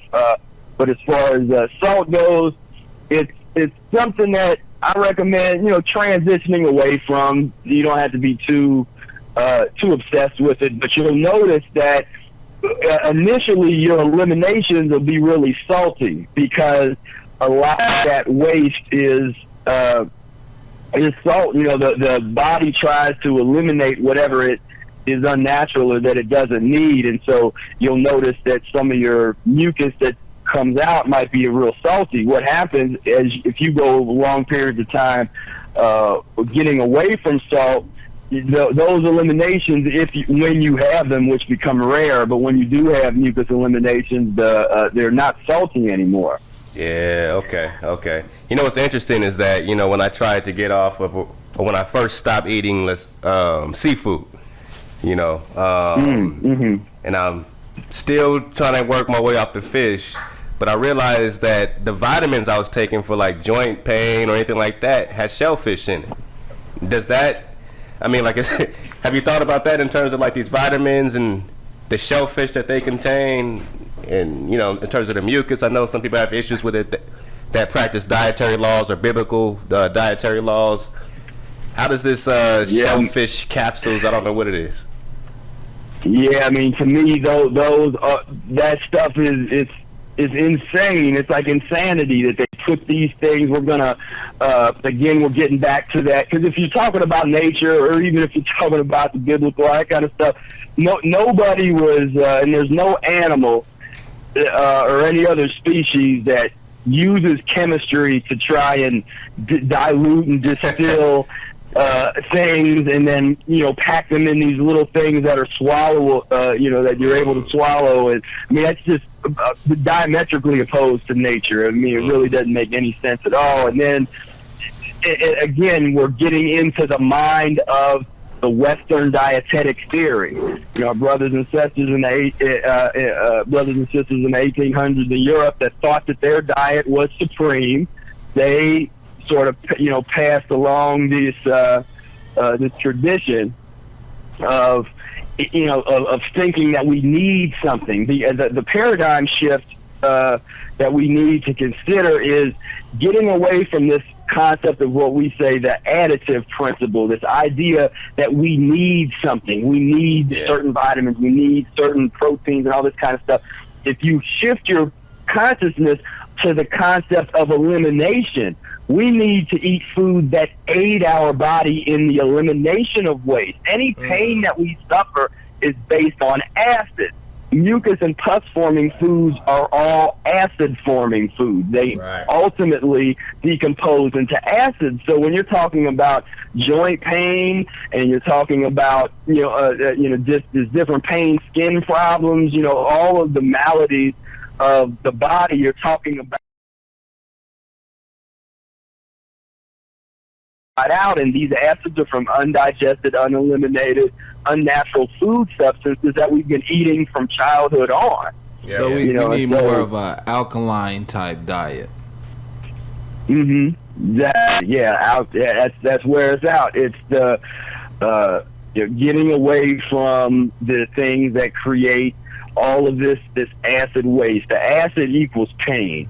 And suffering, and getting much more alkaline is definitely where we need to be if we want to be comfortable and we want to overcome our illnesses. That's a beautiful thing. This has been extraordinary. As promised, I'm gonna leave you with something a little bit expansive. With this whole, I always like to just end with a bang here. What if the Earth was flat? Let's look at a flat Earth idea as opposed to a round Earth idea. And when I first looked up this question, it's I'm thinking, I'm like, well, how would I ever know what shape the Earth was unless I was actually outside the Earth? And when I have that opportunity, when will any of us, for the majority of us have that opportunity, and when I look into this, and I'm gonna ask, I'm gonna throw it at Brother Prospect, I'm gonna throw it back at Brother Spira, and then we can wrap out of here. When we think about the possibility, just in terms of opening our mind and saying, okay, what's our denominator? What Earth are we on? In terms of flat, round, because it makes a difference in terms of so much, in terms of science, what they're trying to do, in terms of us just understanding our home and where we are. And when we get back in tune with this Earth, we have to understand, is it round or flat? And when we go back and, we look at, a lot of our cultures of antiquity, they always had these flat Earth models. And I started thinking, I'm like, well, if they would lie about something like that, then I can't trust anything they give me in terms of diet. I can't trust giving them my money in the bank. I can't trust anything if they're going to tell me the Earth is round and it's flat. Brother Prospect, have you looked into this at all? That's a very interesting question. And I guess it would depend on a person's particular disposition. I've looked into the flat Earth theory before, and there was something called a zetetic method, which is an alternative scientific method that was proposed during the 19th century by an individual who continued to promote that the Earth was flat in opposition to modern science that was going at that time. And it's interesting that when we say that the Earth could be flat, we're talking about not flat in the sense where it's like a square, but as a circular disc. Right. And when you study this theory, the theory is opposed to gravity. They say that actually there's no such thing as gravity. Number one, they say that the Arctic Circle is at the center of the Earth, and Antarctica is on the rim of this circular disc, and that all the continents are actually inside this container almost. They say that planes have built-in GPSs that put them on the course in circles as opposed to going straight or around. So, there's a lot of conjecture involved in this theory, and I'm not saying that I completely dismiss the theory because I've never been outside the Earth. But one thing that I've learned is, from science, and I try to be as astute as I can be in science, is looking at what's called the curvature of the Earth by examining the horizon. And the horizon, when you look at the horizon, based on vantage point, you see that as the ship is going towards the horizon, it starts to raise a little bit and then bend over and disappear. As opposed to if you're looking straight down the street, you can actually detect how far the vantage point goes in regards to something being almost flat to the point where it disappears. So when you study the curvature of the Earth by examining the horizon and look at the mathematical equation that makes that up, it'll actually help you to determine your vantage point. And with that, you can tell that the Earth is curved. Now, when we talk about ancient cultures, some that believe the Earth was flat. A lot of ancient cultures did not believe per se that the Earth was flat. You actually have to look at artifacts in regards to how they drew things. Now, most times, because most of their images was 2D, you'll see a lot of spherical or a lot of circular disc type of orientations.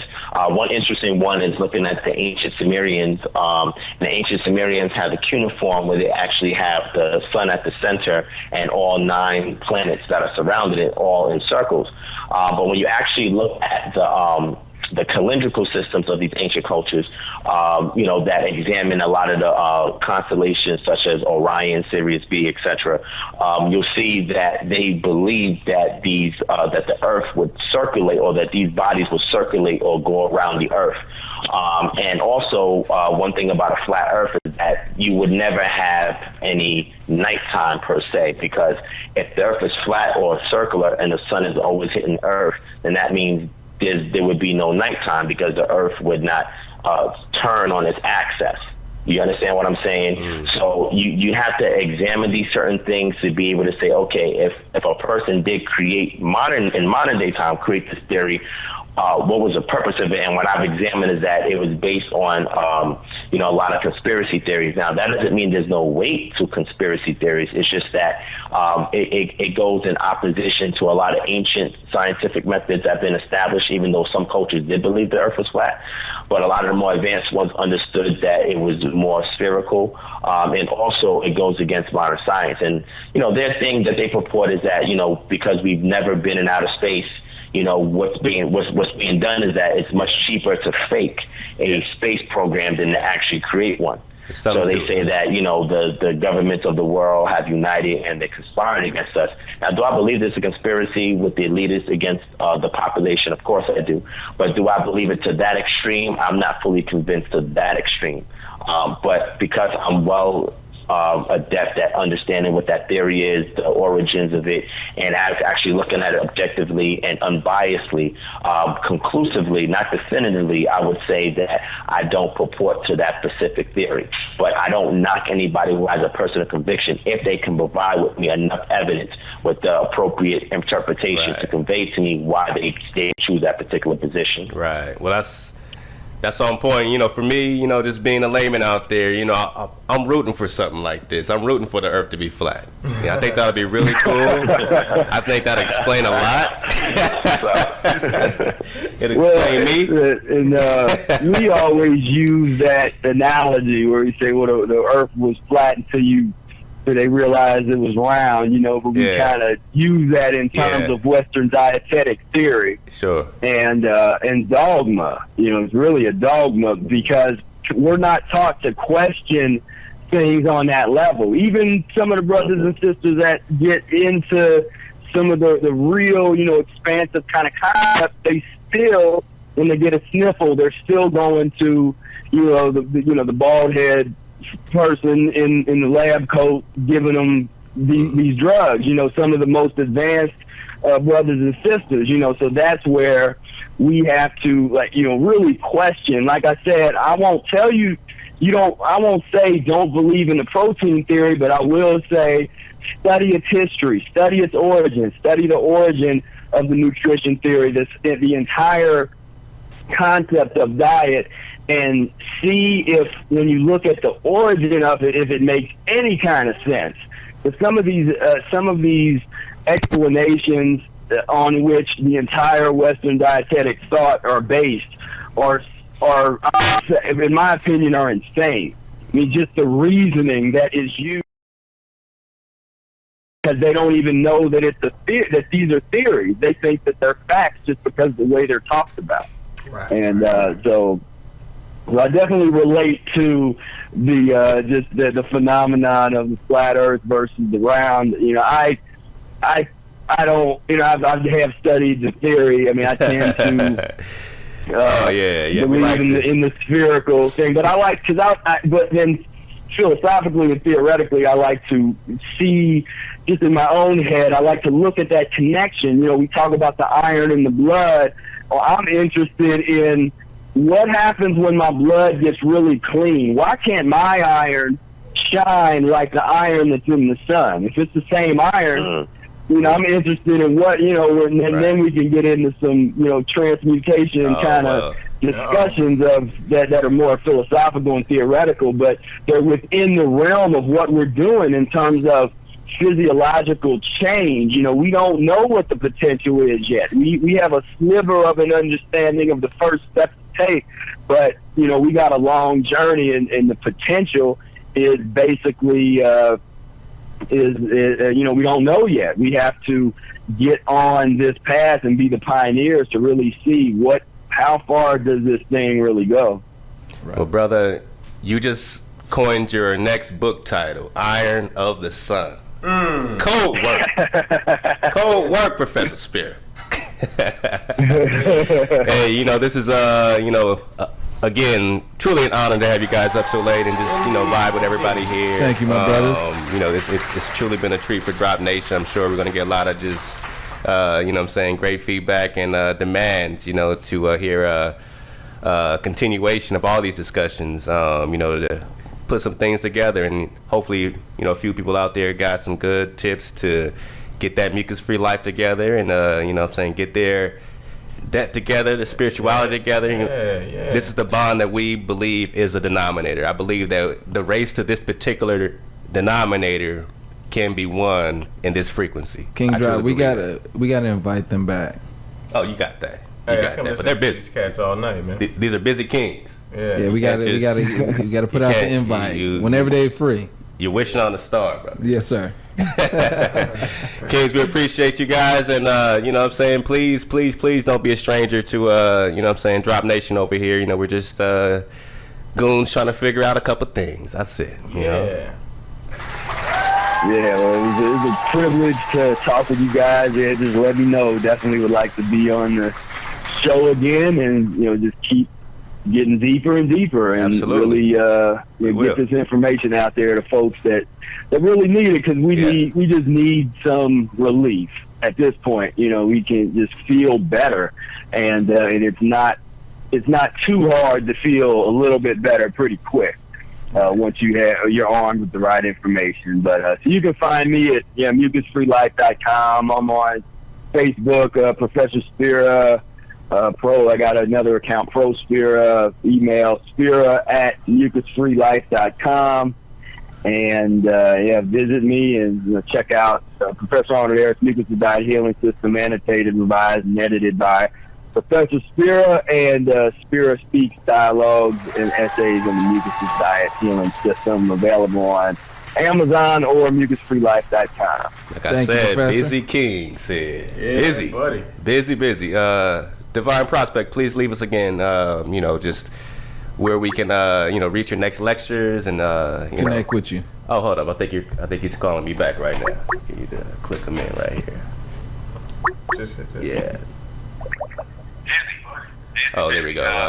Divine Prospect, please leave us again, you know, just where we can, Divine, are you out there? Yes, can you hear me? Okay, I got you now. Yeah, sorry we got disconnected there. That's okay. Oh yeah, we're just wrapping up. Yeah, can you please just, you know, leave us a couple of you know, coins to try to put some change together. Well, I want to say thank you to the host and hostess that's on the line tonight. It was definitely a pleasure building with you guys, and I definitely won't be a stranger, because this was a very productive evening. I've learned a lot, and I was able to contribute as well. And I'm just grateful for having opportunities like this to build with our people and to help promote platforms that also promote positivity in the community. What I'll say ultimately in ending off is that everything that we said on tonight, I think that people should make a note of. And we should go back and re-examine the things that we've been taught and the things that we've learned and the way that we see society. We always ask the right questions. One thing that's interesting is, you know, when you watch the movie The Matrix, the thing that made people stand out were the ones that questioned things, the one that saw a glitch in the Matrix or saw things that just wasn't right. And what they did was they asked the appropriate questions to get to the answer. So I would tell everybody to question your current health paradigm, question your current social paradigm, question your current spiritual paradigm, your political paradigm. Question these things. Don't be afraid to do it, but when you do question, be very cordial, be very tactful. Don't be belligerent, don't be boisterous, but have a degree of discipline in learning the truth, because, you know, you only want to dig as far as you want to learn. You know, you never want to overwhelm yourself with too much. So always take small bite-sized pieces of truth. Oh, Hold on, let me get him right back. Let me press these buttons. He was getting right into the good part. Right into the juice. Bite size. Let's get him back.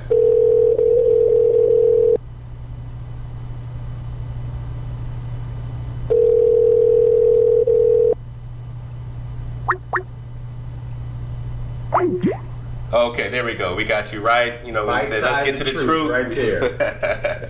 Please continue. Okay, yeah, I'll make it quick. You got it. What I was saying is that be able to question the different paradigms that we have. Take your time as you bite off pieces of the truth, and create a transitional system for you to say, okay, you know, within 2 months, within 4 months, within 6 months, this is my goal. I'm gonna work towards it. I'm gonna do what I know I'm capable of doing. I'm not gonna compare myself to others, but I'm gonna stay on my journey, because life is about the journey, not about the destination. And as long as we understand that, you know, as we're traveling this journey, we can be a pioneer to get towards the destination. If we just take the time to be more selfless and less selfish. So I would just say question everything that you've been currently taught. Don't be afraid to choose the pill that's going to bring you deeper down a rabbit hole. But the ultimate thing is that once you get far in depth with understanding, always reach back with a hand and grab somebody else and bring them alongside, because, you know, it's not going to be lucrative spiritually if you don't share what you have with others. And I think that this platform is great, that allowed us to give this information to a much broader demographic of people, and that way we can just wake up the minds of our people and take responsibility in our own hands and assume the liability for whatever takes place, not pointing the finger at anybody else, but point it back towards ourselves and say, what am I contributing to the success of my community? Right. And Divine, one more time, how can people get in contact with you? Yes, sir. They can reach me via email at kingdomharbinger@gmail.com. I spelled it out earlier. They can reach me on Instagram at Kingdom Moments, all one word. Or you can look me up on Facebook and just type in Divine Prospect. For right now, I'm the only one that's Divine Prospect there. So you'll be able to get me, and you can just add me on there and send any inquiries, any questions, you know, to my email or my inbox, and I'll do my best to respond to you. And I want everybody on the line tonight to continue to support 43.2 The Drop Radio. This is a great platform. It's going to help you raise your vibration, not only with music, but the type of conversation that they're having is the things that we want to make household items. We want to have these conversations within our household. How do we raise our vibration? How do we increase our frequency? What do we tune into? And the 43.2, The Drop, is the way to go if you really want to know how to raise that vibration. So I thank y'all for having me on, and I wish you guys the best of luck, and we will be in touch. Oh, thank you so much, man. And this is, you know, truly the beginning. And, you know, to get that frequency and get that, you know, validation from someone that we truly admire, man, you know, it speaks volumes, brother. So keep doing what you're doing. Do you have any lectures coming up that we can tune in? Or me personally, I can get excited about right away? I have a couple things on the table, and I'm just trying to iron out a few loose ends. So, you know, you can just as you follow me on Instagram, you'll see I'll post information in regards to what's going on. I know this weekend in Atlanta, Dr. Ali Muhammad will be here doing lectures, and I'm gonna try to make it to one of them so I can interface with him, because you know, some people have seen me recently have a sit down with him and you know, interface intellectually and very civically, and go back and forth with information. So that'll be this weekend. It's somewhere in McDonough, Georgia. So if you guys can't make it there, we're gonna try to record it. Well, I'm not trying. I'm going to record it and post it. But for me personally, my events, I have a tour coming up this summer. I'll be out there on the West Coast as well. Sometime this summer, more than likely probably in August. But I'll be sure to come and stop by and say hey to you guys if it's okay with y'all. But I'll have everything posted on Facebook and on Instagram. You guys, if you follow me on there, then, you know, I'll definitely have a flyer for my next event. All right, good king. We appreciate you, good king. Yeah, man. Easy work. Yeah, Thank you, brother. We'll be in contact. Brother. Yes, sir. Yes, sir. I mean, look, you know, it doesn't get any more pure water than that. Come on, man. How you gonna get better than that, right? Get with it. Oh, get left on. You will get left on, man. I'm telling you. Enough said. King Drop ain't gotta drop nothing. Y'all got enough drop today. They got a whole lot. You got a lot. to go chew You should on. be full right now. You should be mighty full. You're just being greedy. Don't be greedy. Professor Spira, definitely feel free to hit us back. We're on for about 10 more minutes. That we got disconnected there, but we definitely appreciate you as well, Yeah, and man. we look forward to having that great professor back to break it down because I got an allergy problem. I got an allergy issue. But I like his. It makes two of us, dude. I like his stance. He's challenging people. Yeah. You know, getting you out your comfort zone. Yeah, man. Dude, I mean, I'm thinking of all the things that, I mean, it's life-changing stuff when it comes to that diet. Literally, it would be life changing. Yeah. It's Yeah. life-changing. I mean, you go to That's the the truth. movies, Right. you don't have any healthy options in the movie theater. Absolutely not. 50% of the reason why I like to go to the movies is the popcorn and the red vines. No Yeah, slurpers. these are really transitions. I mean, Seriously. when you take what the brother said, and you know, we've been doing it for generations. It's the same thing when we talk about transitioning out of our sleep, you know, community in terms of Yeah. saying, hey, you know, we are somebody. Black Lives Matter, all that stuff. It's like we're trying to transition into saying we matter. Mm-hmm. We are important, you know, and that's a transition from being told for hundreds or damn near thousands of years, you know what I mean, that, hey, you ain't nothing. You know what I'm saying? Right. So that's a generational thing that has Yeah. affected our diet. Hey, why not eat whatever? Because we ain't nothing. Mm-hmm. Once you Wow. acknowledge yourself, Wow. you That's fill deep, that though. temple up, but you don't know you got a temple. If you don't know you have a temple, and then you think you just, I live once. No, these songs YOLO. come out. Live like there's no tomorrow. YOLO. Party all like day. there's no tomorrow. Yeah, the YOLO. Yeah. YOLO. Everything's about YOLO. Come on, man. Take care of yourself. Yeah, kings to those wonderful Good brothers. teachers. Good brothers. Yeah. Truly teachers, man. Let's get back to the mix. We're going to let you guys go ahead and vibe out to some of the hottest artists on the planet, man. And, you know, this is how we do it, man. We're about to get out of here right quick. Keep on vibing with us, and we appreciate you guys. Hit us up on Twitter, 432 to drop, Instagram, 432 to drop. We're going to get that chat room up so we can have some real powerful conversations in between as well. So we appreciate you guys. You know, matter of fact, I'm feeling kind of old school reggae. I'm gonna go to this Sizzler. Y'all don't even know about Sizzler. Just one of those days. 432 hertz. Organic.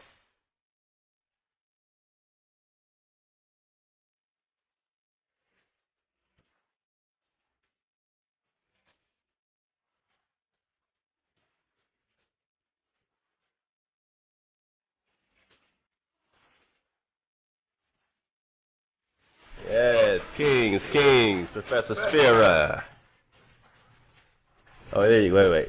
Professor Spira, you out there? Yeah. Oh, there you go. Okay. Sorry, man. Did we drop you off on accident? Yeah, I think when you would switch back over, I dropped off. Oh, a little I'm bit. sorry. Yeah. You know, this is a new situation. I'm trying to learn how to work all these buttons, but I just really, I'm happy you called back so we can get a formal, you know what I'm saying, outro here, man. Yeah. Yeah, what you brought I'm us getting today. a little bit of echo. Oh, you are? Okay, let me Yeah. let me get this adjusted a little bit. What you brought us today has been, you know, powerful in terms of really trying to change our life and transition and cut out these allergies. And we were just talking and we said, hey, if people don't know that they themselves are special, then they're not even conscious enough to eat a certain thing or, you know what I'm saying, treat their bodies a certain way because they think that they're not nothing. You know, they think that they could just, Right. you know, not, you know, claim anything important. I just caught one of your videos when you were talking about that burnt toast. And and I think at that time you were kind of in between and you said, you know, burnt toast or no burnt toast. Where are you at today in that transition? And well, I mean, I use that as talking about what I use over the time period. I mean, I very rarely go back to using the burnt toast because I really don't have to. Okay. But you know, but this is definitely nothing wrong with it, in my opinion. I work with a lot of people that are raw foodists and they're kind of hardcore about that kind of thing. So they would rather not have any kind of cooked food. But you know, I'm a student and practitioner of the transition. So we're actually, it's like once you get over that initial hit, we're not as hardcore as people think in terms of, there's a lot of options once you get into it and you kind of let go and allow yourself into the knowledge. There are so many different things that you can prepare and eat and be very satisfied. I mean, I've never been hungry on this diet. As much fasting as I've done and all that kind of stuff, because I did everything right. I knew how to do it so that I never felt like I was, not getting whatever my body was supposed to be getting. Okay. And I think you have a great point. Once you get used to that and you start to vibrate to that, you don't need the same things that they taught you that you did need, in terms of you need that much sleep or this, you definitely need your sleep, but, in terms of getting all that poison out of you, you're able to get into what some people call your God body, what I'm saying, your actual light body, being all sons of Creator, what I'm saying, we all create ourselves, and this is something that we have to get a hold of. Is there anything in terms of the transition that you want to leave Drop Nation with, these great people that are starting out today, that's going to cut out the chicken today, they're going to cut out the butter and all these things? Can you give them 3 foods just to stop doing right away? All right, stop doing the fish. Okay, no fish. If you can, get off of the dairy, you get off the milks and the cheeses and that kind of stuff, and get off of the just sort of the beef and the chicken meat stuff. As soon as you can. The one message I leave with everybody is don't beat yourself up. Don't feel guilty about things. It's understand that it's just a part of your transition. Once you, in the same way that an alcoholic might say, look in the mirror and say, okay, my name is Professor Spira and I'm an alcoholic. Be like, well, I'm Professor Spira and I'm a mucus addict. Yeah.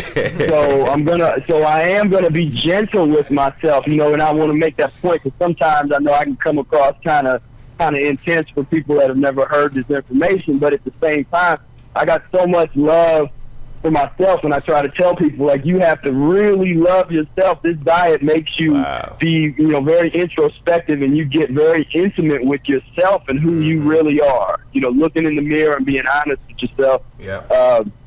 As Brother Divine had said earlier in the show, that's so important. And this thing is, it's not a race. It's not a competition. It's all about, taking these steps and thinking about, as you transform yourself, you transform everything around you. You change the world every time you decide to eat what you eat. Yeah. That it's all the frequencies and the vibrations, everything around you starts to shift. And it's for people that have that. People always say that, well, I want to change the world. I mean, you can do it right now by changing what you put in your body. And so, put that effort forth. And I would say, instead of focusing on what you can't eat, look at the diversity and how much fun it will be to explore all of the different things in the fruit and vegetable kingdom. There's so much more stuff to eat, so much more diversity. They fool us into thinking that we have diversity in the meat world just because they season it differently. They'll say, it's the same beef, but you go to Wendy's over one day, and the next day you go to McDonald's, next day you go to Burger King. It's the same beef. They just season it differently. And so there's really not that much diversity there. But when you start getting into the vegetables and the fruits, there's a ton of diversity and a lot of stuff to explore, and you want to find the foods that feel best to you, that satiate you. One thing that helped me get off of meat that I'll throw out there, I got into using 100% wheat spaghetti. Now if you have a wheat sensitivity, meaning you basically just, you already can't deal with something that's unnatural anyway, you can use quinoa. There's some other things besides wheat that you can use, but I use 100% wheat spaghetti, but I always combined it with the raw salad, and I always started to incorporate steamed vegetables. And I ended up getting to the point where I didn't even want the spaghetti anymore, because spaghetti is the wheat spaghetti is mucus forming, but it's way better to eat that than something like the meats and the dairies. And so that's kind of what you want to do, is find something that's not as bad, but that is just as satisfying, and fills you up and makes you feel good. And just not be so hard on yourself when you're like, all right, so I'm not going to have any any pastas. There's no, we just at the end of the day, we just you can just do the best that you can with what you have access to.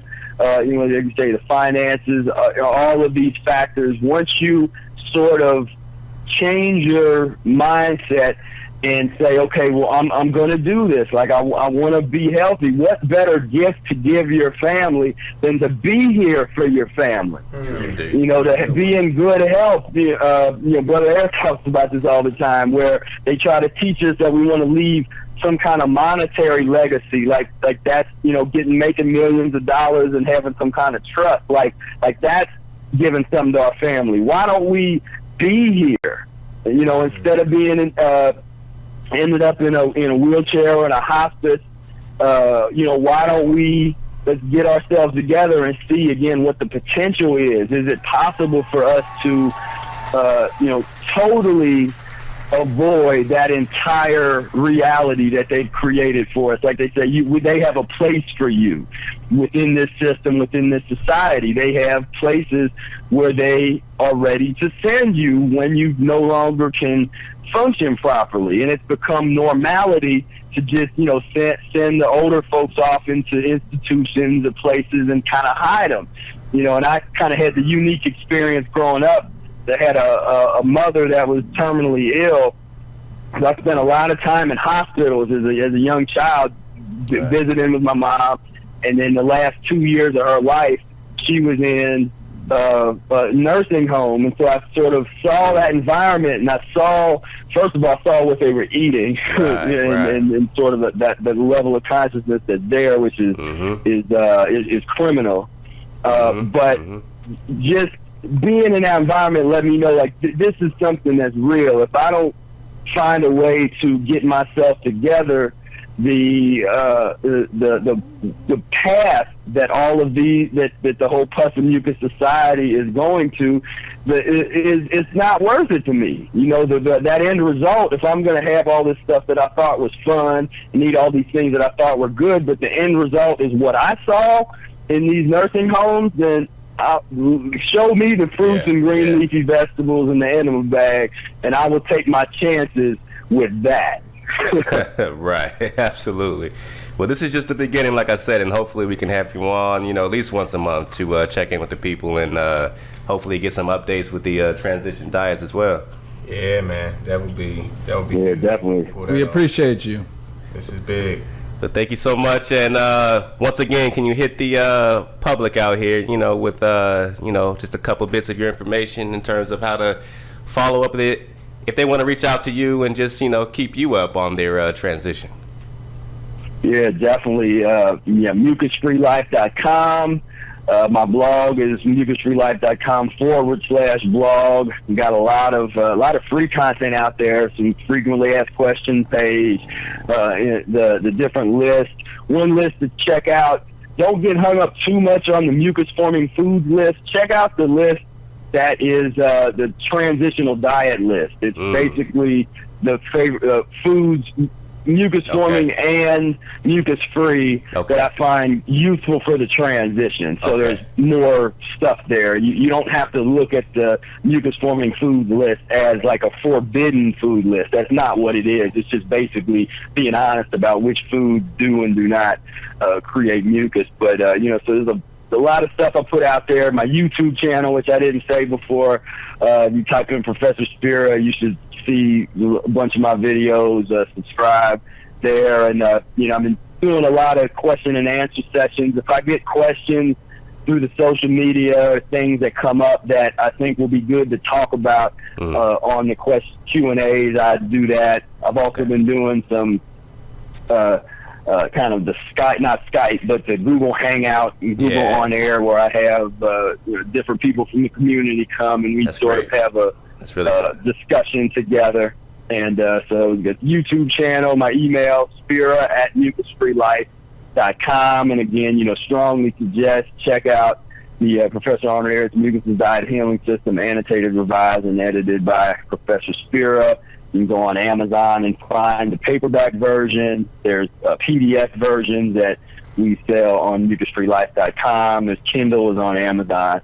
And so we got all that stuff out there, and definitely plug in. I do coaching and consultations. You can see more information about that, again, at mucus-free-life.com. And I'm really, as far as I know, at least in the English-speaking world, the only mucusless diet coach and consultant right now, because there's really nobody else out here that specializes in the mucusless diet specifically. There's people into raw foods and vegan, and they may have read the mucusless diet, but I've kind of really made as much as I could, made a science, and not just a science, but an art form of the transition. That's how I look at the diet. It's really about an art form. When people talk about like the science and stuff. I mean, science can teach you how to make an atom bomb, but that don't mean you should use it. So in the case of diet, the understanding things in terms of art, an artist, if you're trying to work on your craft, if you're a musician or you're a rapper or whatever you are, you don't do it overnight. You don't all of a sudden pick up a piano or pick up any instrument and overnight you're good at it. You work on it. You practice it a couple hours a day, and then over the course of years you get to the point of mastery. And that's how I look at the transition diet. You want to start gradual and make permanent changes over time. And as you get more intimate with understanding your own body and how different foods react to it, then you're able to, really make the best decisions through your own intuition over time. And that's what we look forward to, taking those steps together. We appreciate your time so much, Professor Spira. Thank you so much for hanging out with us tonight. All right, it's been a privilege to talk with you, brothers and sisters, and I look forward to being on again. Absolutely. We're going to keep building this for sure. So, keep it up out there and stay cool in New York City. And stay mucus-free. Are you in New York or you? I'm in Columbus. You're in Columbus. Okay, I thought you was way out there. Yeah, stay cool over there. Yeah. Okay, good brother. Thank you. All right, peace, love, and breath. Thank you. Absolutely. So we have to go ahead and get that because, the people need to know. The people need to know. So we appreciate everybody for hanging out. We know it's late and, hey, you got something else to do, then go ahead and do it. But if you want that drop, keep hanging out with us. And we're going to keep bringing you, this content. We're going to keep bringing you drop, whatever it is, however it is. It might be the flat earth. It might be a Nerf ball. It might be a new Nerf ball we're excited about. So, stay tuned. We don't know what's going on. And Kings to the Golden State Warriors, just right quick. Nice New Orleans. Yeah, New Orleans. Come on, Orleans. I ain't gonna talk about it. They sick right now, man. I ain't gonna talk about it, man. They sick. But we're gonna go ahead and sign off, man. We, always enjoy coming to you. You know what I'm saying? We'll be right back next Thursday. You've been live with King Drop. I ride a great. Be well. Drop Squad in the building. We're gonna keep doing it, man. So y'all keep vibing to us. Keep vibing to these artists, man, that are matter of fact, I'm gonna drop this this other Spira track I have, Professor Spira, V equals P minus O. I think it's P minus O. I hope I'm not getting that wrong, but let's start with that. Then we'll get into some other great artists that we are featuring around the world. Thanks for vibing with us in Swag Frequency. Let's go. We know you have your choice and travel. And thank you for traveling our waves through Frequencyville. Friendly skies, baby. In Swag Frequency. Mucus-free. Yeah, boy.